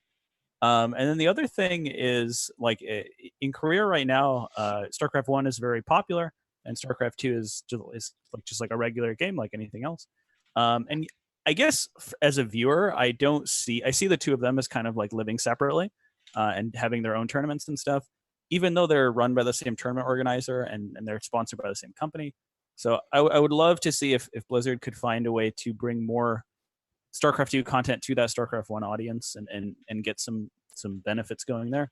I think that would be nice. Cool. Future, how about you? What would you like to see announced? I don't really have anything in particular. Like, the only thing I really want is like big end of the year patches, but I don't really have anything besides that. I haven't really thought about this too much. Okay. Jake, how about you? Anything announced? Like Blizzard was to make an announcement? Yeah, a big announcement. What would you want it to be? That we have some billion-dollar Chinese investment and we're never losing esports for either StarCraft ever again for like forever. All right. I don't know. Honestly, anything that's just like consistent, like first off, I would love to see them give more time to pro gamers, like with like more like this is gonna happen and it's gonna, you know, like just more factual like stuff because there's a lot of speculation, especially at the ends of years. Yeah. Every end of year is like, is this the end? Are we gonna get a WCS? Are we gonna get a GSL? Does anybody know? Like we're getting questions for everybody. Like it just feels like a really uncomfortable environment to be in. You know what I mean? Yeah. So I'd love to just have more security like announced. And the funny thing is, I think they can do it. Like I don't think it's insane. They should know if they're gonna have esports in 2 years or 3 years or 4 years. I don't know. So that would be my number one thing. It's just security in the game. Yeah. And then number two thing would be like redistribution to the like this is actually one of the most important things I think for Korea, because in 2 years, 3 years from now, all the Koreans are gonna be going to military, and we're not gonna have any amateur talent. So it's kind of like an actual dilemma that nobody's talking about and nobody's working towards. Like the fact that everybody is around that age of military because there's no new talent. So, yeah. Yeah, I actually agree with you 100%. I'd like to hear a multiple year announcement about the plans for both of the games, like esports wise, because that is important for pro gamers, commentators, fans, everything. I think that would be great to hear. And yeah, I would like to see an expansion of the amateur scene in both games, because I think that is, these games are so hard at this point. Like if there's a little bit more support for amateurs, you're going to see, you know, more pros in the future, I think. I mean, that's, yeah, go ahead. Yeah. Good question. Thank you, HyperTurtle. Our very own Alessander asks, Jake, has anyone taken you up on your offer to drill sergeant their practice time if you caught them taking breaks? Did you learn your team house manager technique from your Kespa team house days, or receive advice from an experienced people like Artosis? And lastly, can we donate to support the house? So I haven't really offered that formally to anybody, but I haven't heard that it would be taken up on. Like that was more of a joke I think we made on In Depth or something. But I actually think that people would take me up on this, and maybe I'll actually make it an option, because yeah, some people are just bad at managing their own time. And what else was it? Did I learn my team house managing technique from Kespa teams? Not really, because they all spoke Korean, so I don't know what's going on, really. Just people were doing things he was saying, but I don't know what he was saying. You know? So sure. And the last part, can we donate to support the house? Is there some sort of house fund or something like that? There isn't really, but you will see that we'll be doing fundraising streams like we do with the 24-hour stream sometimes. Most of the 24-hour streams fundraisers go towards house, almost all of them. So whenever we do 24-hour streams, any donations there go towards supporting the house on Scarlet's channel. And yeah, there is a small Patreon, but I don't want you guys to donate to, because I don't really update it. It's better to do the stream ones, because that's something you get gratification for and something we actually can give back to. Also, yeah, that's about it. I guess the best way to support the house is waiting for those streams. We'll have one soon. All right. Thank you for the question, Alessander. GGE Mini 19 asks, what happens if we get some full-funded Code style tournament for only non-Codes Koreans to play in, and there's not a large enough player base to fill it? Are there enough non-Codes Koreans that would play? What if it guaranteed a Codes spot to top 4 or top 2? Any general thoughts on this? There would certainly be enough players, depending on, like, I mean, if we're making a round of like 128, then obviously we would not have enough to fill it. But if there's actually, was it not a Lima League? Who did it? There was some, I want to say JYP did it. Some tournament did an amateur Korean tournament, they had like 8 signups or 12 signups or something, and all the players were GM, like top, 100 at least, like at least a scene where there would actually be competition.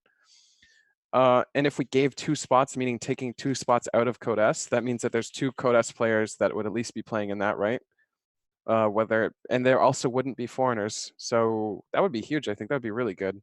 Like, I actually really like the idea of taking 2 Code S spots out of Code S and putting it into this tournament too, because then we have almost like a forced region lock 2 W Code S spots. You know what I mean? Where it's incentive, but also takes some players out of Code S and puts them in this tournament. I think there's almost no way we don't have a competitive tournament, if that's the question. Because I think the question is like, is it going to be one person sign up and get in or something? I like that's no question that would. I like the idea if it had some decent prize pool, that it doesn't even have to be very big. I feel like players would come, but you'd have to have rules about who can join. Yes. Something like maybe if you have 3 Code S's under your belt, you can't join or something like that. And I think that would encourage a lot more players. Whereas, oh, Bunny didn't make it in, so he's winning the tournament. Who else wants to sign up, right? I think that's. And I've seen that go completely wrong with the amateur tournaments that Afrika runs for Brood War, where they're like, if you haven't made it into the round of 16 of ASL, then you can play. So we have players that are round of 24 every season. They're like players that Flash practices with, and they come and show up and win. And it's like, okay, well, I mean, no one was going to touch that guy. We knew that going in, right? So you don't want that. But yeah, I think it'd be great to give a spot and just see pros rise out of that. Like, what if an amateur wins the 3 seasons one year? Well, he was in all the Code S's, he can't play the next year, and that kind of opens up more room too. So yeah, I think that's. And at that point, we'd hope that player would actually be good enough to qualify through the qualifier too. Yeah, well, he'd definitely be playing a lot more. It'd be competitive. I think it's a great idea. Yeah, I think as long as we had a scaling prize pool that was actually fair too, like even if we kind of limit the top. Because the top player gets a Code S slot, which means they get money automatically. Like if we find a way to give each level of the tournament a decent amount of money to at least incentivize participation and like have a tangible thing to be like, oh yeah, Mom, I made $300 or something, or whatever. Like that was actually so big for my parents when I was first playing. Like my parents thought it was a waste of time. I was wasting my life. They're like, you're just living in the basement. You're not going to do anything. And then as soon as I showed them any tangible like thing, they're like, oh wait, he's not just been like bullshitting us, because no parent knows for sure if they're really diligent how like legit. If I told my mom like, oh yeah, I can make money playing video games, she'd be like, what, right? But as soon as I was actually able to show it like tangibly, she's like, oh shit, this is so cool, Yeah, basically the exact same thing with my parents. Like right. Yeah. It's just interesting. Yeah, parents never believe you at first. It was the same with mine as well. Until I showed my mom my plane ticket to Korea, she thought I was a video game addict in my life. Exactly. Cool. All right. Thank you for that question, E-Mini. We hope something like that happens. One last question from Mr. Fear Dragon himself. Rubby asks, for future, what is sports team gaming? I have no idea what this reference is. It's a sports team. I don't know what else to tell you. Like, it's a sports team. We like playing sports. I don't know. Is it like a sports team you formed? Wait. Is this a sports team you formed with gamers or what? Now I'm curious because you're being so limited. You got any sponsors yet? I feel like putting a bunch of gamers on a sports team is not a very good idea for like longevity. What do you think? No, like, where's your league gonna go? Are you applying to anything, or how is this gonna go down? However, we do plan on playing against the Europeans in a 5-on-5 at basketball next time if possible. It's gonna be like, where can we buy tickets? Jake, you'd probably be a great person to play. Like me, Jared. What? Yeah, you'd be sick. You just drafting me? Well, I mean, we need talent, okay, man. What game are we playing?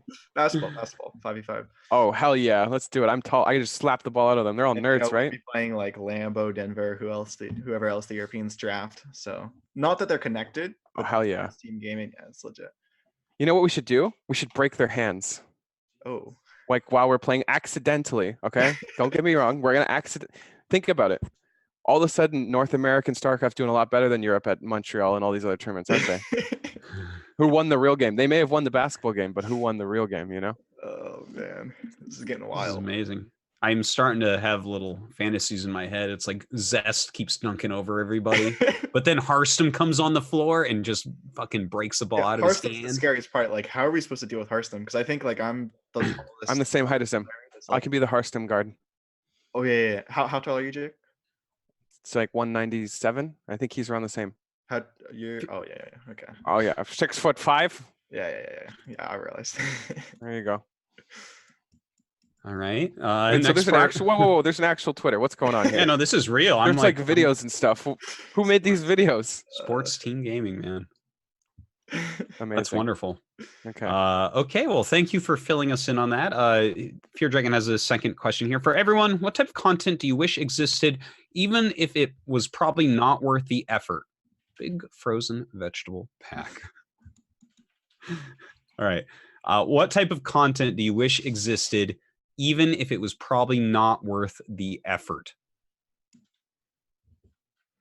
And the thing is that I think that it's important that he added that second part, because a lot of great content doesn't get the views to get made. It's like, for instance, right now in Brood War, we have a guy named Jinjin that is translating a bunch of Flash videos and stuff. And it is so helpful and so amazing. And he gets so few views for it. So thankful that he does it. But it's like, oh, damn, this is the amount of quality that this can bring to someone is quite amazing. So in StarCraft 2, what kind of content do we not have that you guys really wish that we did have? I wish we had more. Sorry, go on. You want to go ahead? I can. You better not be like, I don't know. One thing, I don't know if this one counts, but like I feel like team leagues is super sick. Like, but I feel like there's not really much for that. I don't know if this is the same vein of what we're talking about, but I do really enjoy team and that sort of. Actually, I think to speak on that, something if we had like an Overwatch league for StarCraft that wasn't like ridiculous, but like something along the lines of like corporation, like if we had like a pro league, but like actually incorporated every region and something like that would be insane. But that was not what I was really going to go with.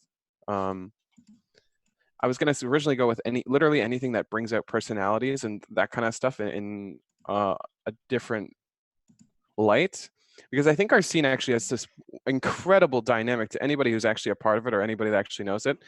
Future might be exposed to it now too, where like, I don't know, but everybody is friends. Everybody's super nice. There's so many deep personalities, so many like internal jokes, and it's just like it's really just a crazy dynamic. Like when you go to a tournament and literally everybody's friendly and everybody has these fun jokes, and Sarah, we wear Sarah top hats or whatever. Like they're just crazy things that nobody sees, literally nobody, unless you're a pro gamer. So yeah, that's definitely if we had a way to bring out like this personality, I don't know if we had like some kind of I don't know, reality TV show where everybody lived in the same house, but like it was literally everybody. I think it'd be really cool, but some kind of way to bring out personalities would be the best, I think. Yeah, that would be really interesting, because the NA scene, like specifically the NA scene, obviously from North America, like it's so tight together. Like everyone's really, really good friends. It's the same with Europe, and it's the same with Korea. Yeah, like everyone. Yeah, like the scenes are very, very tight, and that's really cool. Because I'm not sure why, even though we're all supposed to be enemies, but I think it's basically because everybody, has the same passion. Everybody's united by one thing, and we're all from the same place and doing the same things. There's a lot of just mutual respect for everybody, and everybody's just super nice. To be fair, I kind of wish we had more villains, but at the same time, it's really interesting dynamic that I'd love the viewers to see, because viewers do not see this at all. All right. Brown Bear, what do you think? What content are you dying to see that we don't have? So recently, actually, yourself and Jake have been doing this show called In Depth. And I love that show. I think it's like the best content in StarCraft 2 right now. I love how deep you go. I love that Blizzard is featuring it in the launcher as well, because it's really good. But I don't know what your guys' like revenue stream on that is, but I would love if you could like get pro players on to talk about their own decision making and like, oh, I was in this game, here's what I was thinking right now. I would love to see that. Brown Bear, your check's in the mail. So this is what we're trying to do, actually, because I'm planning to move the house closer. I mean, this is kind of a side effect. We will be able to do more offline shows at our house with players from the team house. That's right. We had lots of ideas. We're gonna do eye tracker stuff where we're like seeing what they're looking at certain times and like what they're prioritizing. Like it's actually we can go so deep. Like think about when you're playing a game of StarCraft and nothing's happening. you're thinking, what is going on? You know what I mean? I've played so many StarCraft games where I've like 10, 15 seconds of dead time, and I'm like, what is going on? You know what I mean? There's something is going on. He's up to something. And just like thinking about where they're looking and what they're doing at those points in the game would be so interesting. And we could just do infinite. There's just infinite things we could do with eye tracking, with ladder. They could just be playing ladder and we could ask them questions. We could go over replays. We could go over certain opponents. We could go over tournament preparation. We could go, like, there are millions of topics here. There's infinite content to be produced. And we are extremely excited about it. So yeah, that we will do stuff. Trust us. Okay. The show is going to be extremely consistent and we will be doing infinite cool stuff. Yeah, we have a lot of cool ideas for it. So thank you for that wonderful shout out. For me, like I kind of agree with everything you guys already said. Bringing out personalities and stuff, I think is really important. One thing that I wish existed and it just doesn't is really well written strategic articles by pros, which just it doesn't exist. But just like some analysis stuff. I really like very deep analysis. That's kind of like what my that's my, I don't know what you call it. It's my StarCraft G spot. It's what I want. So yeah, no one makes that stuff, but I love to just, and the thing is I like stuff that's written as opposed to like watching a video. That's just like a personal thing. I read a lot. I have a lot of time for reading, not a lot of time for video watching. So yeah, I guess that's about that. And by anyone smart, it can be good. Thank you, E-Mini. You're great. All right. That is all the Patreon questions. So that's great. Let me go over our sponsors real quick and say goodbye to everyone. Thank you to everyone for the questions. Don't forget to check out afkt.com. They're down right now, but they've been a big support, so thanks to them. Of course, matcherino.com/The Pylon Show. What was our code again this week? It's like cheeseburger. Cheeseburger, that's correct. Cheeseburger. So type that in, sign in. You need to, because otherwise, how do you get all the cool stuff on Matcherino? And type in cheeseburger to contribute. We really appreciate it. A gigantic shout out to all of our supporters. We have just an amazing set of people keeping the show alive, helping us to do everything that we're doing. So really thank you to you guys. Yeah. And then, of course, we also have thepylonshow.com. We have our any Patreon supporters are in the beta for our forums on that website. Of course, anything you need, you can drop your questions in there. And if you're a supporter again, and if you need VODs, show notes, anything like that, you can find it all on thepylonshow.com. And a big thanks to our staff at the Pylon Show. I definitely do not do this alone. Not that tech savvy, not that hardworking. So big thanks to them. Okay, I think that is it for that. And all right, so that's just about the whole show. I want to thank you guys for coming on. This has been an excellent episode. I think we hit a lot of really cool stuff. No Regret, why don't you tell us what you're up to, what you're doing, where can people find more of you? Okay, you can find me on Twitter, Root No Regret. I do stream a little bit, but yeah, feel free. Twitch.tv/NoRegret_. I want to plug In Depth. That is where you can find me most consistent. And also, In Depth has a Patreon too. You can support us there. And that's all my plugs. Cool. And Brown Bear, how about you? Where can people find more of you? So you can find me on Twitter. I'm brownbear_47. Right now, in terms of the projects I'm working on, I'm currently working on a series of retrospectives on the Age of Empires series. Sorry, that's my cat playing in the background. So I'm doing some Age of Empires stuff. I'm working on a script related to the StarCraft 2 campaign, and I've started doing like a weekly column on StarCraft 2. So if any of that stuff interests you, definitely feel free to give me a follow on Twitter, and it will you'll be able to catch that content. Cool. And Future, what are you up to? Where can people find more of you? Well, first of all, thanks for having me on the show. That's been an awesome time. I really enjoyed the conversation a lot. You can follow me at Twitter at Future of Terran, and I'm actually starting to stream pretty consistently at Future One if you want to catch me there. And on those streams, it's generally just I'm usually pretty relaxed, and then I'm usually just have a lot of fun playing. Whenever I'm on stream, I do a lot of experimental things. Like for example, I was playing on Europe. I was proxying only, and I actually took I beat Stefano going proxied single racks to where I make it look like a proxy racks. And I just went CC first at home. So there's like a lot of like really dumb but fun strategies I do. So if you want to see those, definitely tune in. Excellent. And as for me, thank you for watching the Pylon Show, everyone, and thanks to our guests for coming on. Don't forget to check out the Pylon Show's Discord. You can do Pylon Discord as a command in the chat. If you want to give any feedback for the show, is it too long? Is it too short?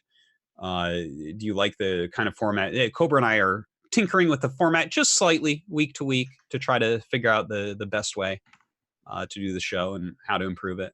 So any feedback is really greatly appreciated. Yeah, and so that's about it. We will see you next week, and thanks for watching.